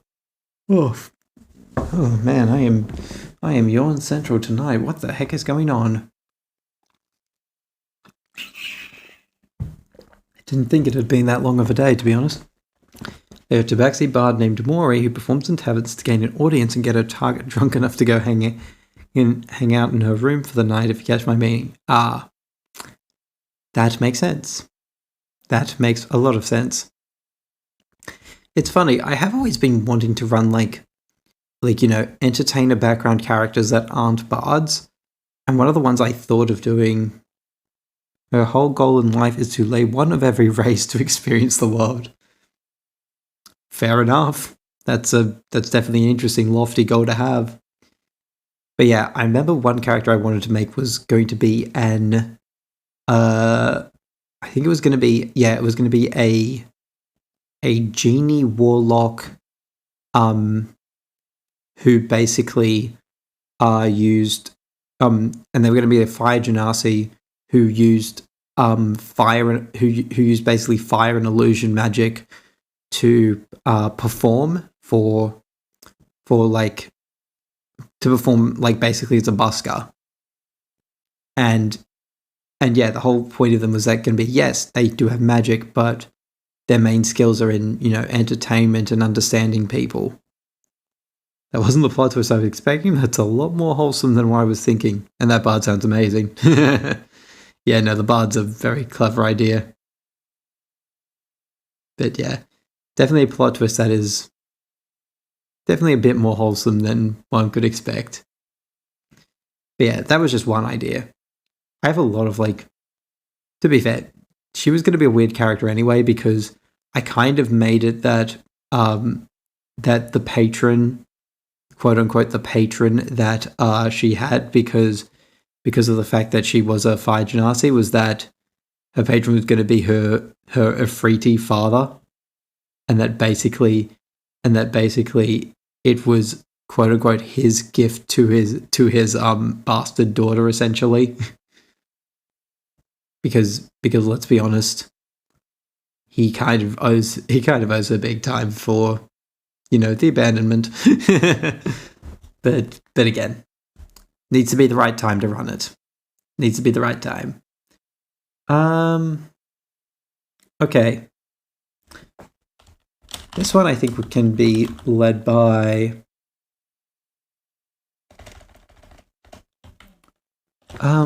what's the right word for the leader of a school? Because it's not I mean, I guess you could call it a vice chancellor. Vice chancellor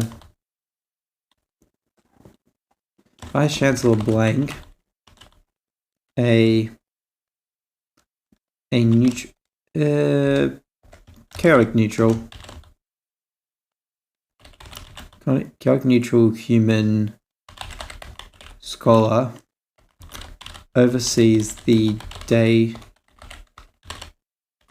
operation of the academy.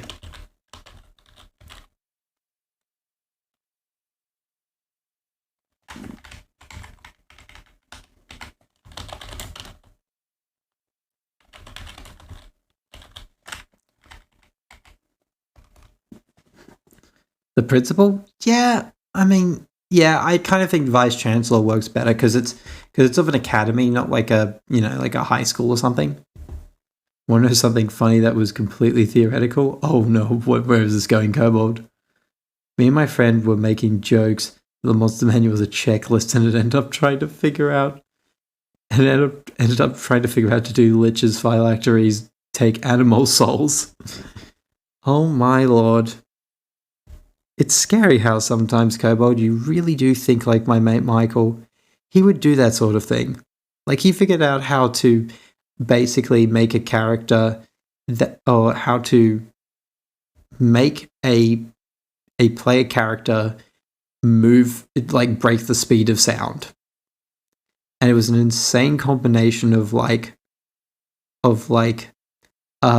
tabaxi monk with a bunch of buffing spells cast on them. It was something ridiculous, but it was I think he was able to get it to do 300 feet of movement in 6 seconds or something.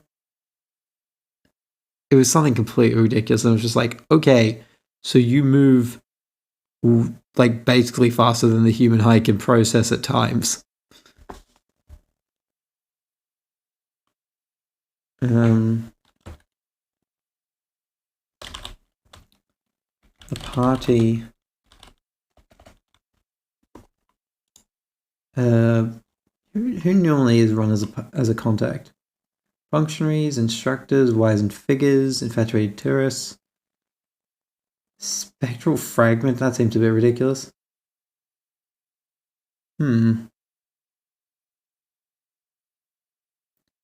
I kind of think,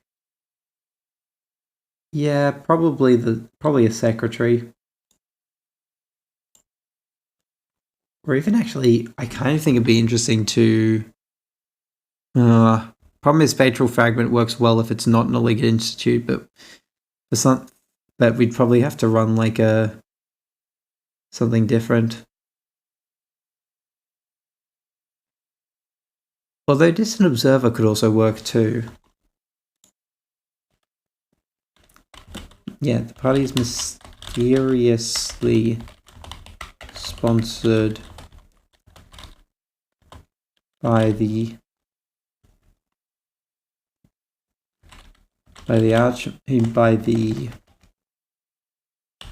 Elven Archmage.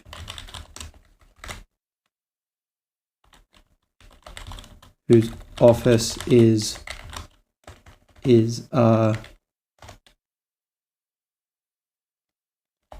hidden in a pocket dimension or in a demi-plane.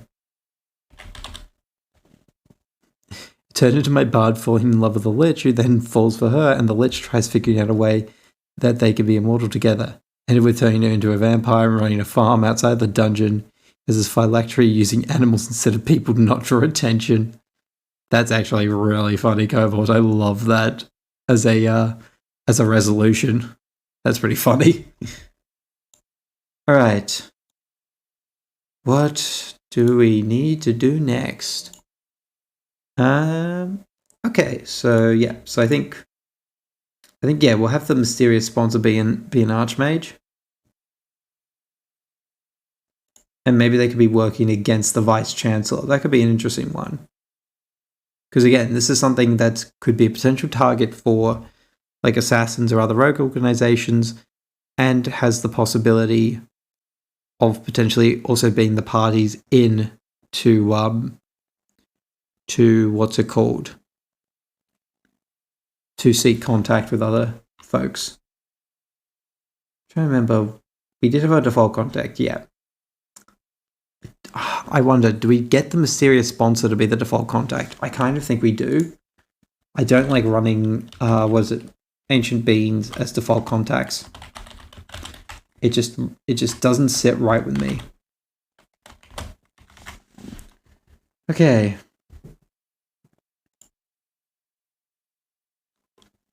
It also turned into giving a non-existent Lich a Southern American get off my farm voice who waves his staff around that is now a pitchfork. Oh my. This just gets funnier and funnier the more you describe this, Kobold. This is actually just hilarious. Okay,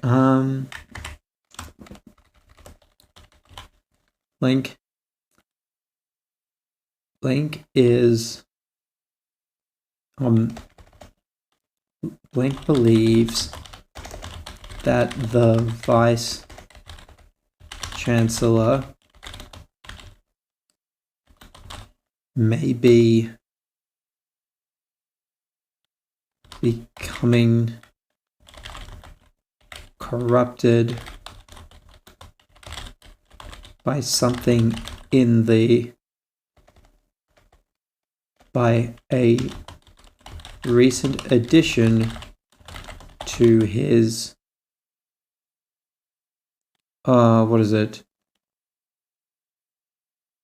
to his personal shelf, and wants the party to find out what it is. I think it'll be interesting because then again, because the only way you can get into the Vice Chancellor's office is you have to basically play the system and work with the Vice Chancellor to earn his trust. So it could be almost like that the elf himself like offers that sponsorship to the party, essentially. So what would an academy... what does academies normally do for quests? Missions to document.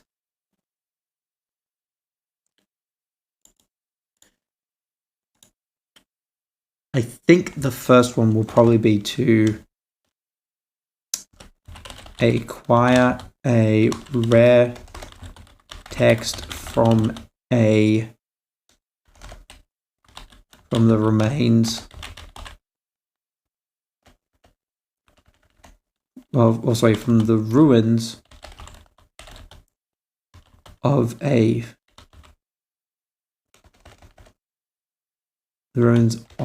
an ancient underground library. That can be a good starting. That gets them in. That gets their foot in the door. It's all theoretical and would be so damn funny to come across in an actual game. Like the party is sent to go get rid of people, living on the noble's land and not paying the noble to live on the land, and find out it's a farming lich and his vampire tabaxi wife just not hurting anyone, and the noble doesn't mention anything about it being a lich and a vampire. Again, be really funny. Oh, oops. Yeah, I forgot about the ad. Don't worry, I'll make comment on it in a moment, Kobold. I'll just wait until you're free of this realm. Okay, hopefully you've returned now. But yeah, that's... The ad has come back. Okay, you're back. Okay, good. But yes, that is kind of funny though. You just walk over and... Wrong words. Yeah, it's fine. But yeah, no, I do like the idea of just like you walk out into the middle of a field and you're like, why do I get this feeling of existential dread? And then you just look over and there's just a skeleton with like evil energy rippling off him in like overalls and dungarees, just freaking walking around with a modified pitchfork, basically shoveling hay into like hay bales. Meanwhile, this pale ass looking tabaxi is sitting on the porch, like chewing on a piece of straw. Such a funny image in my mind. Makes me think of what's it called? That I don't remember the name of the comic strip, but it's like there's this comic strip that I saw that was like this girl who wanted to be a necromancer, and she like summons the skeleton, and the skeleton's like, "What do you wish me to do, master?" And she's like, "Oh, nothing. I just want a friend to hang out with." And he's like, "Are you sure?" And she's like, "Of course I'm sure." And then it just like cuts like 20 years later. She summons like 5 of them, and they all kind of like either mess around or work as her butlers. And she just looks so done with all of them.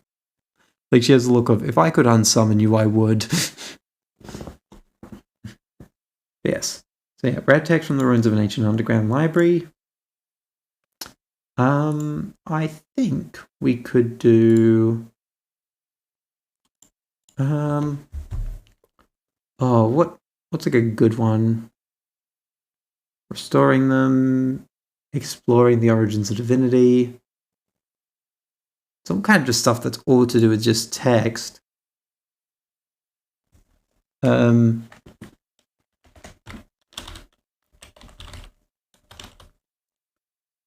it's like, what would you do with adventurers if they were sent to an academy? They'd have to be slowly trusted more and more. Maybe deliver a sealed letter to an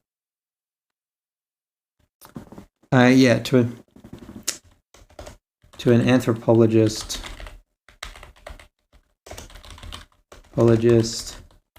in a village or in one of the outskirt villages, because there are a few. Like there's that one, there's the one in the mountains. Yeah. One of the outskirt villages.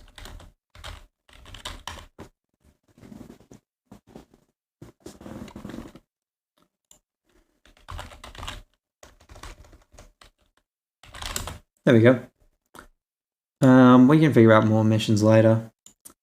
We just need to figure out how they get invited. And would add some more storytelling with the Lich and the Vampire only feeding off cattle, because if they wanted to, they could wipe out the nearby towns, but aren't.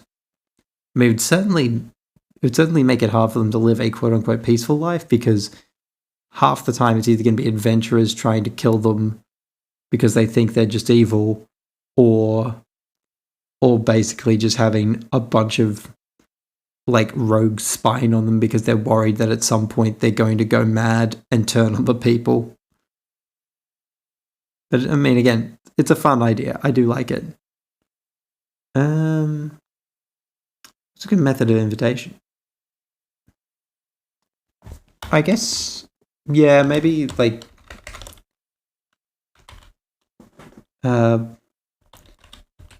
blank secretary.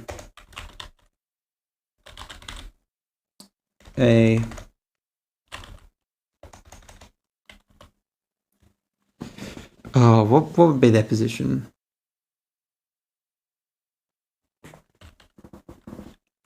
Because remembering, this is in... What is it? This could be in any of them.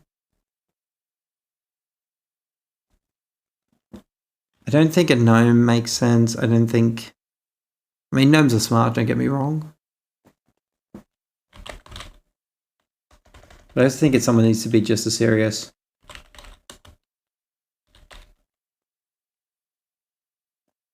Yeah, maybe like a wood elf. A wood elf linguist. Yeah, wood elf linguist named blank.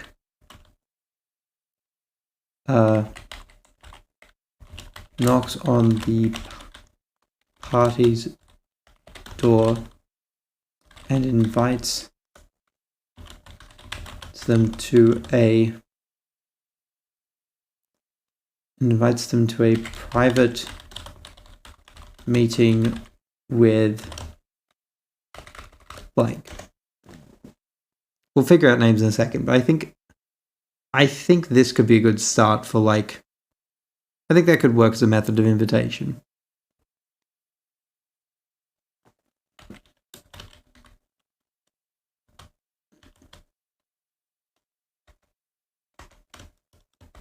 And we can figure out location later. Plus, the interaction can change depending on the party's level. If it's a low-level party, there will be more talking, but if it's a high level, they will probably just kill them without a second thought because Lich Vampire bad. Yeah, no, it'd definitely be something tied to how strong the players are, because, yeah, if they're super strong, they're going to flatten the two of them like a pancake. If it's lower level, then, you know, it's probably going to be more kind of Curse of Strahd-ish, where they're having to negotiate and stuff like that. Okay, we need elven names. Well, I'm back, I guess. Welcome back, Suki. Good to see you. Good to see you again. Okay, we need elf names. There you are.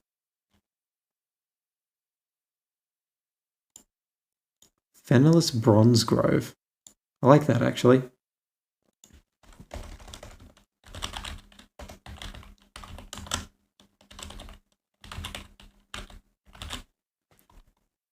Yeah, and then... Yeah, Laura Jaya works as a good name too. Laura Jaya Raingrove. They may as well both be Grove names. Someone's going to send me some notes or questions to elaborate on my son's lore a bit more. I think they're going to help a lot with me fleshing her out. I mean, fair enough. Fair enough. Again, like I said, I could try and see if Anthony is prepared to take a look at the character and give some suggestions back. I could, yeah, because hopefully I think he'll be online tomorrow when me and the lads are hanging out. So if you want, Suki, if you're okay with it, I could be prepared to potentially, like, you know, get him to reach out to you on Discord and you can, you know, link it to him and give suggestions. I'd rather you not really pass it on to him. Fair enough. It's just a suggestion. Because again, I know Anthony is someone who loves to talk about creative ideas, but again, if you're not comfortable with it, perfectly fine. It also depends on the party members coming across them. If it's a paladin, they would just want them dead since undead. If it's a bardling, perhaps a lot of talking will be involved. That is true. Any divine class will be like, well, we need to purge this. Okay, so we need Fennerless. Yeah, perfect. Again, we'll figure out names for that later. We need to figure out a human name.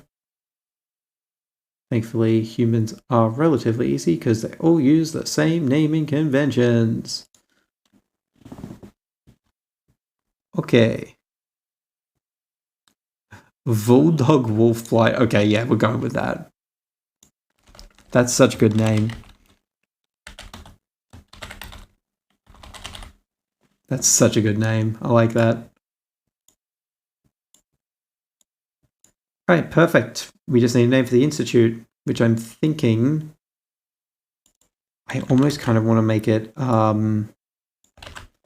like something tied to the fact that it's like a former...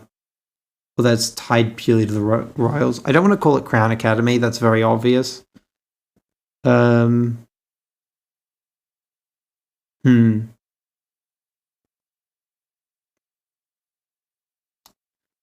What are the other words like academy?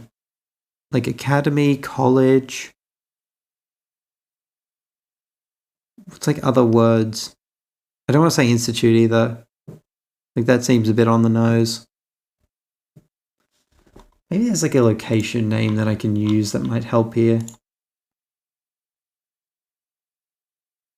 It's like a school or a university name that could work. Any ideas in chat of names people could think of for it? Headquarters, hideout, hospital. Is there school? Is an option for school? I am not seeing anything for school. God dang it. I also have a pure theoretical character move that is a sentient shield that controls the mind of the user if they are evil and force the person to do good, basically using them as a puppet. Interesting. A sentient shield that just sounds like some sort of weird legendary artifact made by the guy who made Changelings. Like some type of mimic character that can use psionics.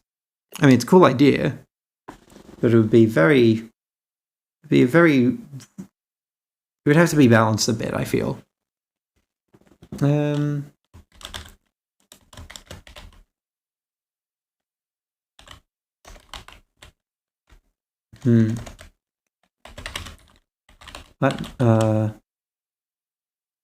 Platinum Plate Academy.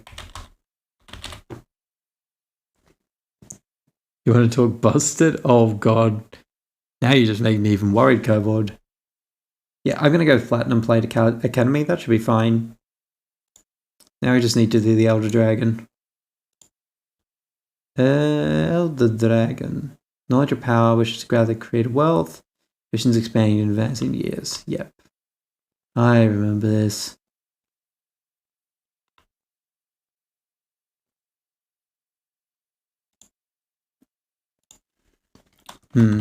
Yeah. Link communicates via visions in the party's dreams. Themes. Using... Isn't there a spell that's just called Dream? Or something like that? It's an illusion spell, I remember that. Rogue Aarakocra. Oh yeah, no, I've seen that run before. Like Rogue Aarakocra, Monk Aarakocra, just anything with a dex, with like a dex primary stat, like Aarakocra just completely break it. Like Monk Aarakocra is stupid broken. Especially if you make it like, what is it, the light one? What is it, like Way of the Light Palm? What is it?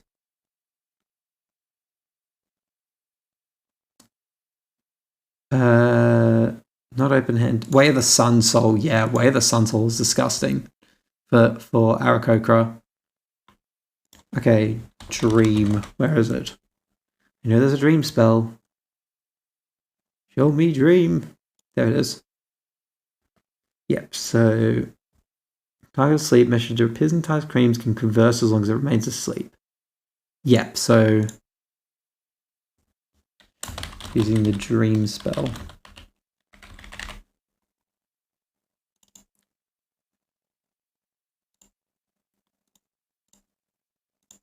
You can enhance that spell, can't you? No, you can't. I'm going to say he has like a modified version that allows him to communicate. Well, we'll see. We'll figure it out. They have a flying speed of 50 feet and rogues can take the dash action, and you can move when grappling. And per 10 feet felled, you take 1d6. Can you see where this is going? Yes, I can see exactly where you're about to go with this. You're talking about picking up people and dropping them to their deaths. And I have seen that before. Although less by the people I used to play with. They were more in the situation of they would fly, get knocked down, and then fall from a great height and die after getting knocked unconscious. But yes, I could see also just throwing people, like pulling people into the sky and dropping them as being terrible as well. Now what is this one? Dream of the Blue Veil. What on earth is this? You and up to 8 willing creatures within range fall unconscious for the spell's duration and experience visions of another world in the material plane. The spell reaches its full duration. The visions conclude with each of you encountering and pulling back a mysterious blue curtain. The spell then ends with you mentally and physically transported to the world that was in the visions. To cast the spell, you must have a magic item that originated from the world you wish to reach, and you must be aware of the world's existence even if you don't know the world's name. Oh, interesting. So it's like a transportation spell. Bonus points if you're near a cliff. I mean, shove action much?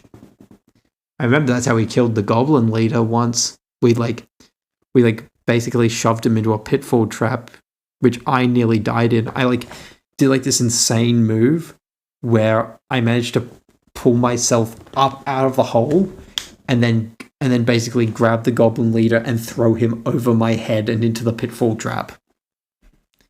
It was pretty badass, not gonna lie. But yes, the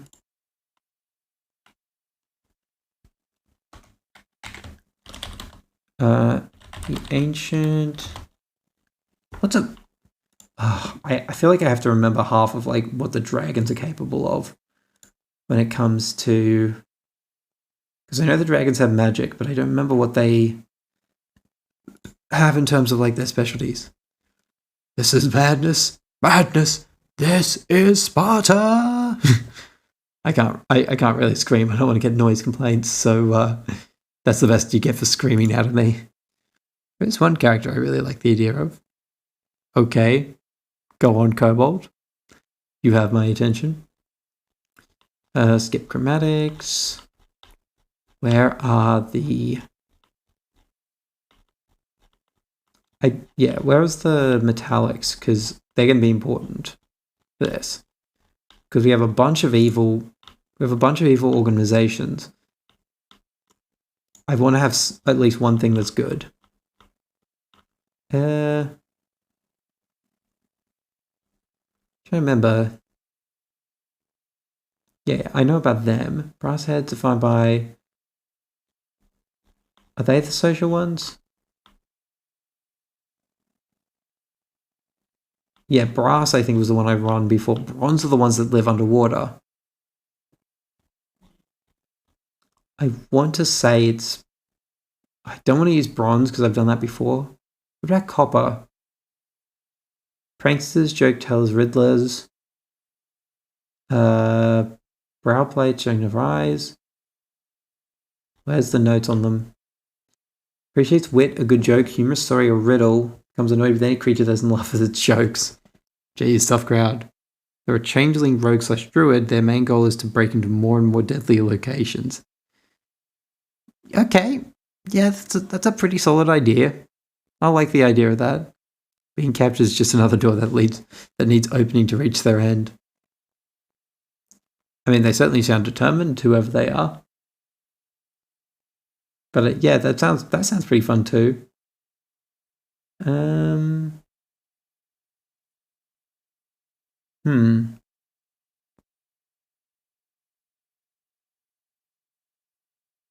Oh, I kind of think it'd be fun to run a brass dragon. Oh, sorry, copper. Might be fun to run a copper dragon. I guess the question is, what would be their motivation for potentially forming a faction? Because it wouldn't be to pull pranks. I guess just more to just gather things for the horde.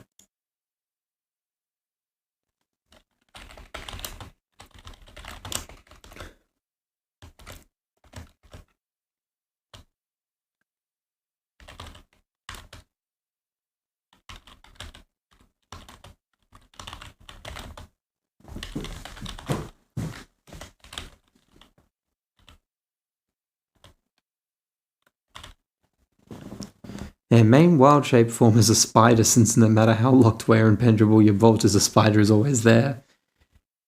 That makes sense. It is a good way to get out of things, because, you know, you see a spider, you can transform into a spider, and then you can just crawl right out. They just have a massive fascination with spiders, and they have a pet spider that crawls around on them. This weirdly now just sounds like a magical version of Widowmaker from Overwatch. I'm not gonna lie. The more we go on about spiders. Yeah.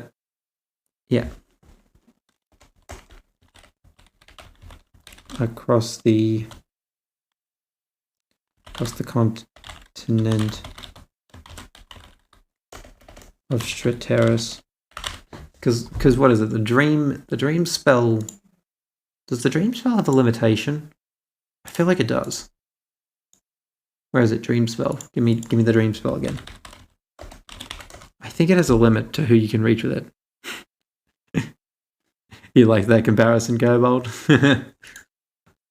Alright, let's go to it. So it's a 1 minute. Okay, so it's just a creature known to you. And they have to just be on the same plane of existence. Can't contact elves with it. And yeah. Yeah, okay, then that's easy. Interesting. I'm just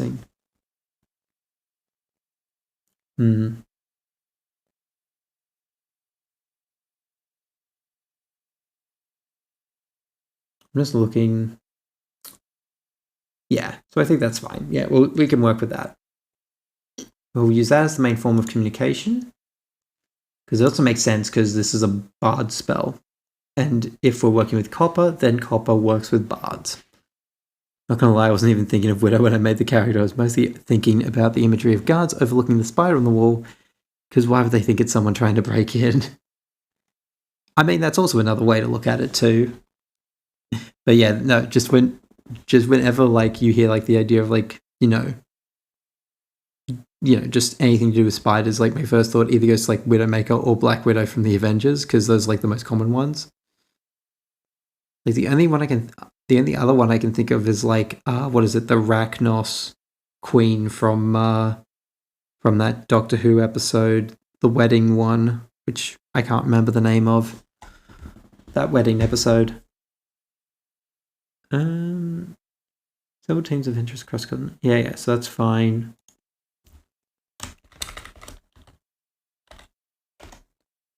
Link seeks to, not sure yet what he's going to do.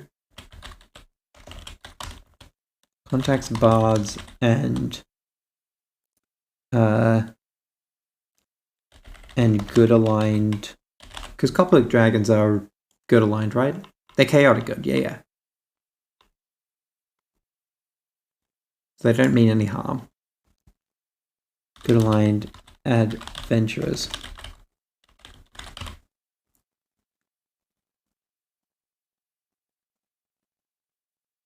Yeah, because first and foremost, they'd be more interested in people who are good rather than people who are chaotic. Their cantrips are guidance and poison spray. Yeah, that makes sense. That makes a lot of sense.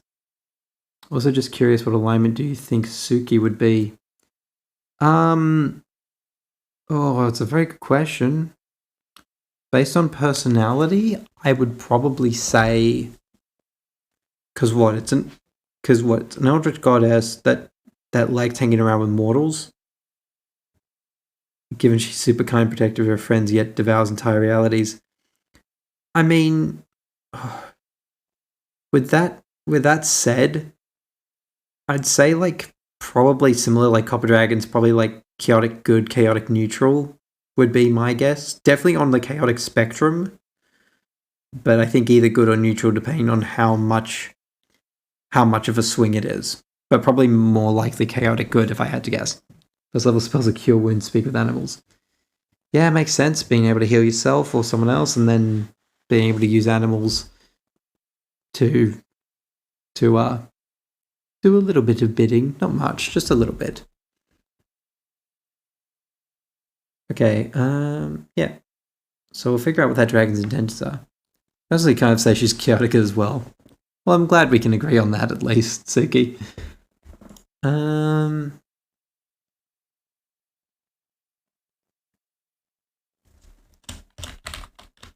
Contacts the relevant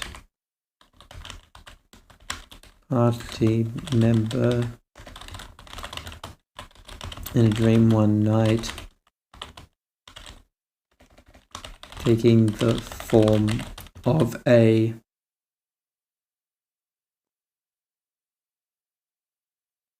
not known yet, and offers them the opportunity to not sure yet. Yeah, she doesn't want to hurt people, generally goes out of the way to help them, and to be fair, the reality she devours of all civilizations long past dead. Yeah, it makes you feel less bad about it. One thing I like is with Maury, aka the Hoodie Bard character, her faith is a flagon of ale. Oh my god, that's hilarious, Kobold. It makes me think of what's it called? It reminds me of a magic item I wanted to get for my dwarf character, Kragmar Stormrock. I wanted him to have you know how there's like a decanter of endless water, or like, what is it, that cask of endless ale or something? I basically wanted a like a metal beer mug that's like, beautifully decorated, and its only ability is that that at will the attuned user can fill it up with beer. Or sorry, fill it up with ale. That's all I wanted it to do. And I was like, that would be so funny. Just like randomly being like, well, down the hatch, glug. I mean, in reality, naturally dying is really just the same thing as devouring it. Sure, when the universe is dying on its last breath, there's likely no civilization left. I mean, again, depends on your interpretation of it. I mean, going back to Doctor Who for a bit, they had their own interpretation of quote unquote the end of the universe. And in that one, it was more of like the races, like civilization had mostly broken down, but some pockets were still trying to escape it. And Maury was all based off a Skyrim Khajiit art piece. Oh my, of course it was Kobold. I can believe that. I can believe that wholeheartedly.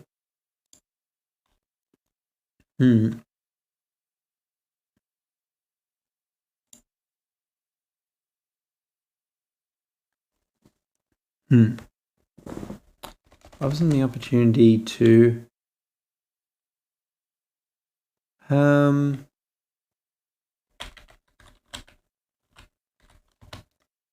maybe something like protect the world from... I'm struggling to figure out what the motivations of the Elder Dragon would be.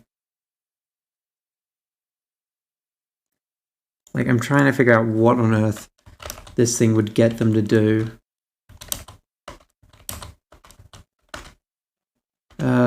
Crap. Like, I'm trying to think.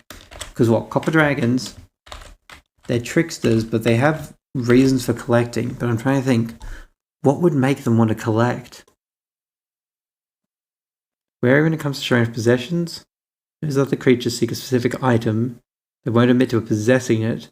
They might send curious treasure hunters on a wild goose chase to search for the object, while it watches from afar for its own pleasure.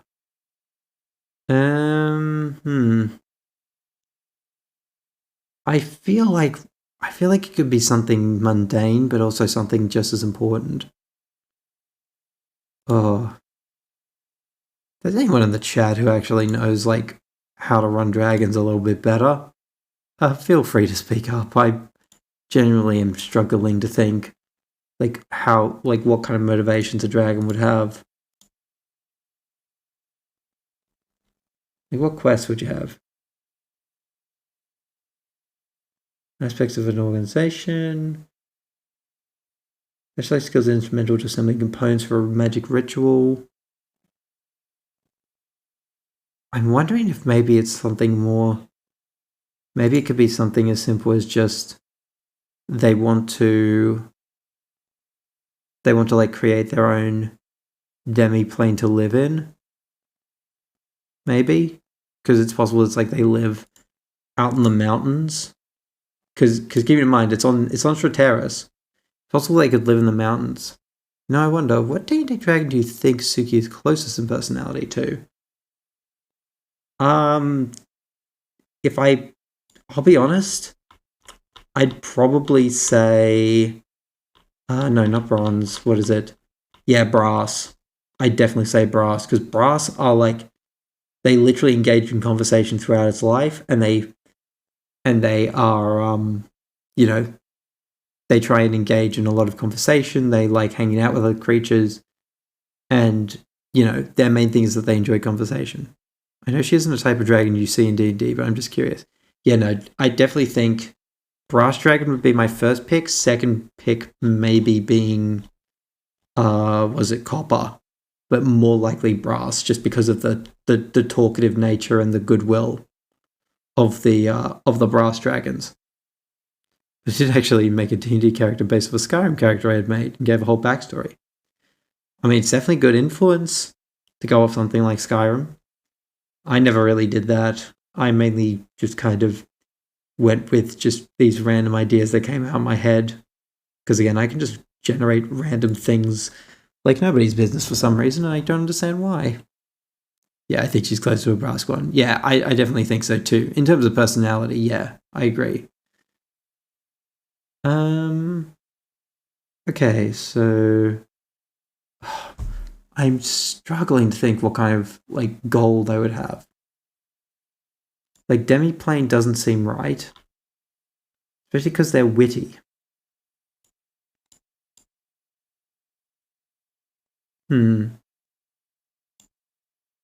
Maybe some type of like, maybe something just like seeks to construct a plane of existence dedicated to music and comedy. I could see an ancient brass dragon, an ancient copper dragon wanting to do something like that. Just just sit on their hoard and enjoy the company of fellow musicians and other such things.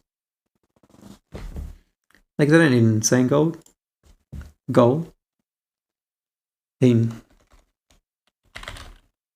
Contribute to a greater cause.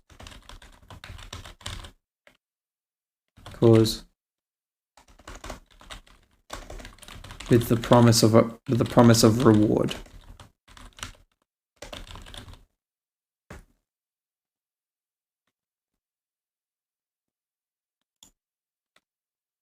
Okay, now we just need a dragon name. I think the D&D section has a dragon name. Maybe it doesn't. Oh, there it is. Found it.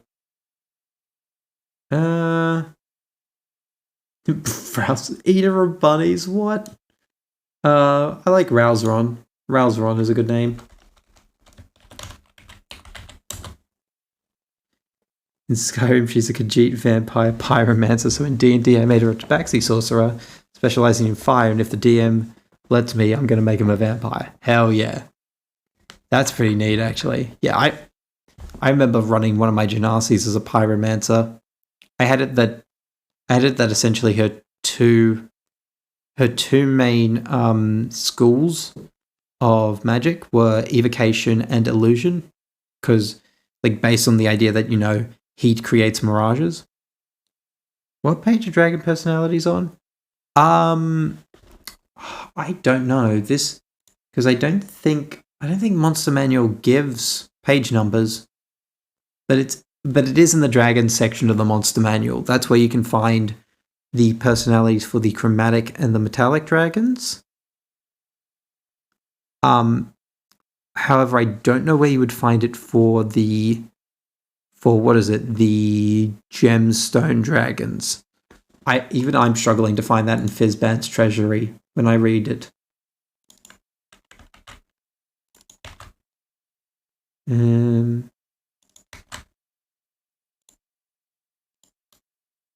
Yeah, I think we can go with this.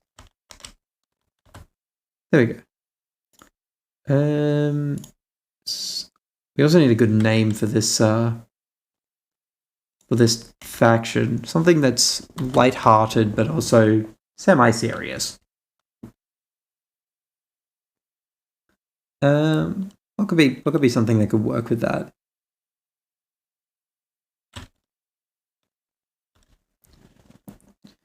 I'm thinking like I wanted to say like handle or something, like a door handle, and I'm like, that doesn't seem right. I could jokingly call it the copper knob, but I think that might be a little bit politically incorrect. Oh god, what's like a good name to work with?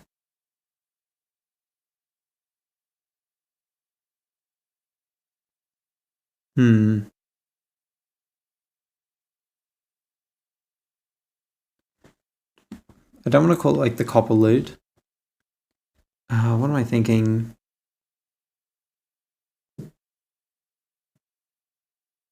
I'm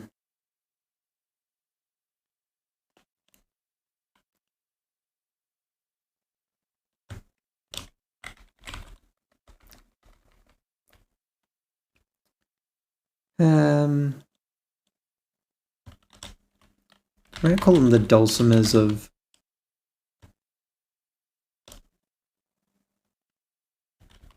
Yeah, the dulcimers of Dalian. I'll call that for now. And we'll claim that like Dalian is essentially like Ralzeron's alias within the dreams.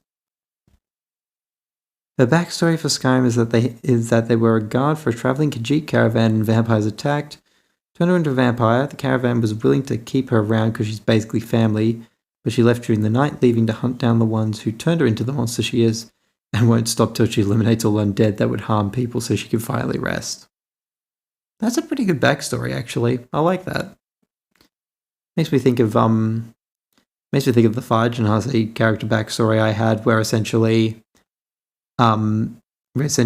she fled with a bunch of townsfolk due to a massive fire that erupted across the hometown.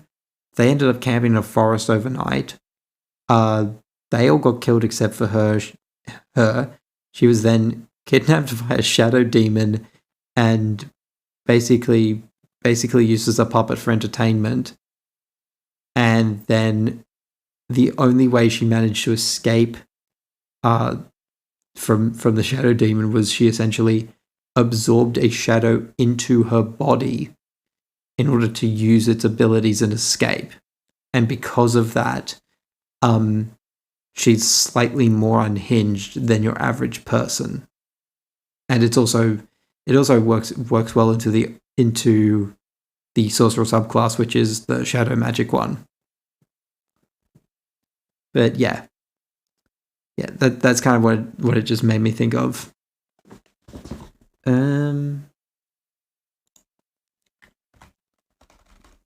Of a minstrel named Dalian.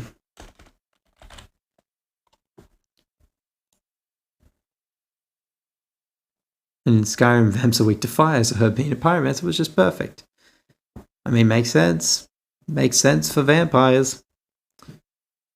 Even though, again, haven't really played much of Skyrim, so I never came across the vampires. But I could believe them being weak to fire. Oh, we need to figure out missions. What do these guys normally do for missions? Rescuing, sabotaging, Collecting components for a ritual.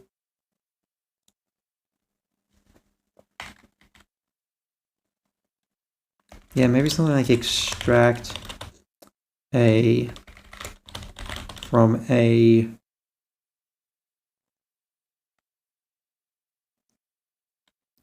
temple hidden in the desert. Maybe. That could be good. Extract a blank from a temple hidden in the desert. The vamp stories either in caves hiding, and they're usually in caves either on their own or side story related. Ah, interesting. Interessante.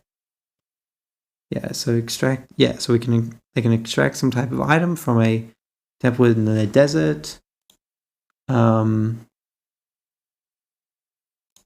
think maybe, yeah, you could do another agent rescue. Maybe even getting rid of an agent, like getting rid of a follower that is now working against them.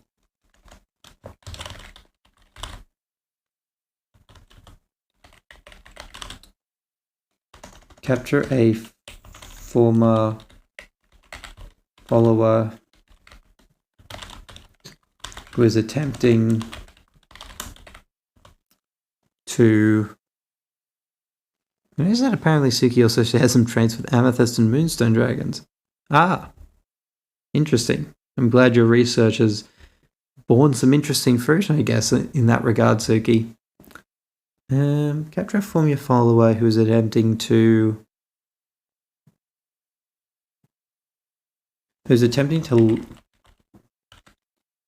locate Rousron.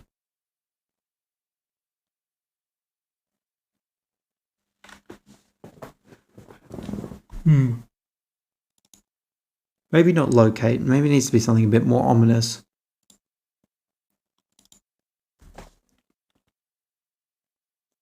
Maybe to kill Rousron?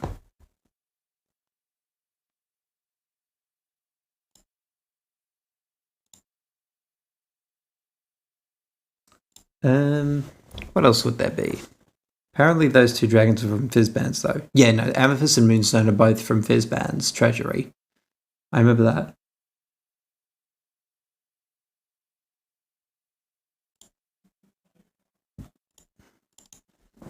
To rally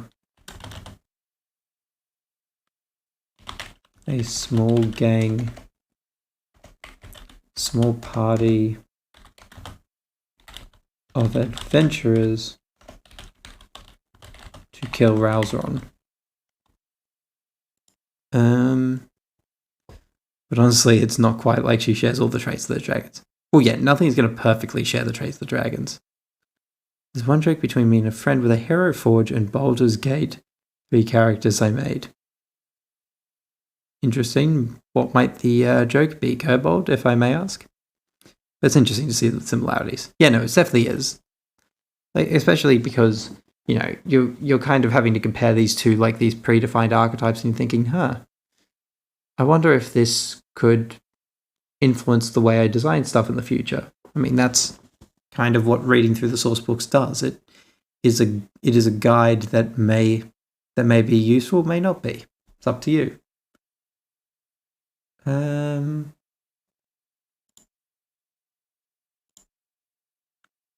trying to think.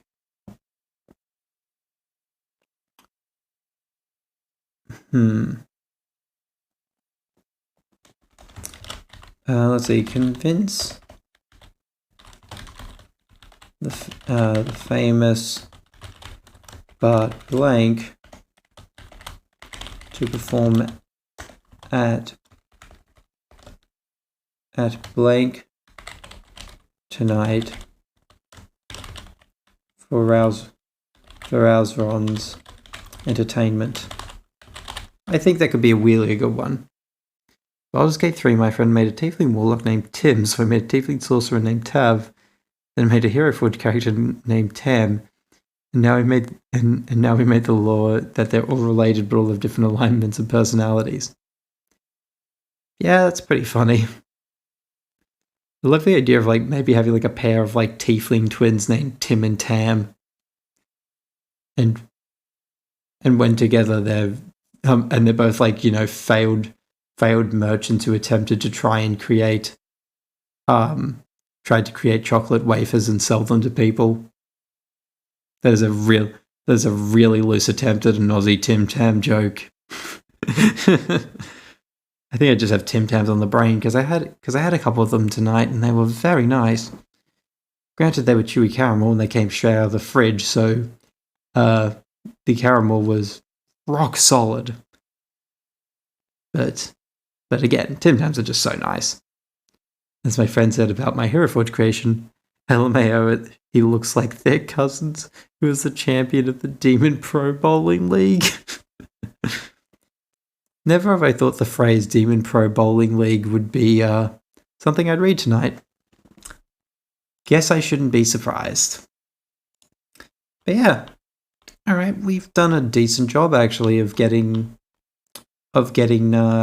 these factions figured out.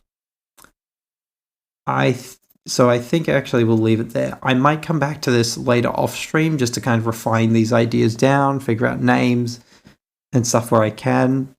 Fill in these like last few missions that I can get to actually assign and all that. But yeah, I think this will be a more appropriate place to call it for tonight. Also, just because I'm quite tired myself, and I have to act as chauffeur in the morning for my mother. So that's going to be fun. But yes, with that, thank you all for coming. You've been a wonderful audience. I say their thoughts on saying that is because they have a purple shirt on and cargo shorts. Ah, that makes sense. But yes, thank you all for coming. Been a wonderful audience as always tonight. To those of you watching the VOD, either on YouTube or on Twitch, thank you for your time. I really do appreciate it.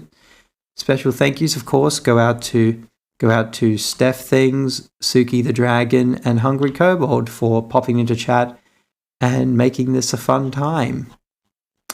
And yeah. Ah, dang, you're ending. Yeah, well, I can't stay on forever, Suki. I mean, it is nearly 11:30 at night. I need to sleep. But don't worry, there will be more D&D content next week. Of course, we'll be continuing this. We'll be also doing our new homebrew D&D repair series as well. Have a good one though, and have a good sleep.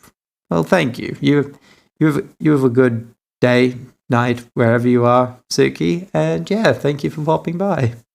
Yeah, it's like 11:33 p.m. Yep, basically. It is basically that, Kobold. But yes, I think with that, let's look to raid out. Who's up? Who's up at the moment? Another Planet TV is. My brother is. I know he is because I can hear him through the wall. I haven't raided Ko in a while. Let me just see what he's doing first and foremost. Let me just quickly mute that. Let me just check in.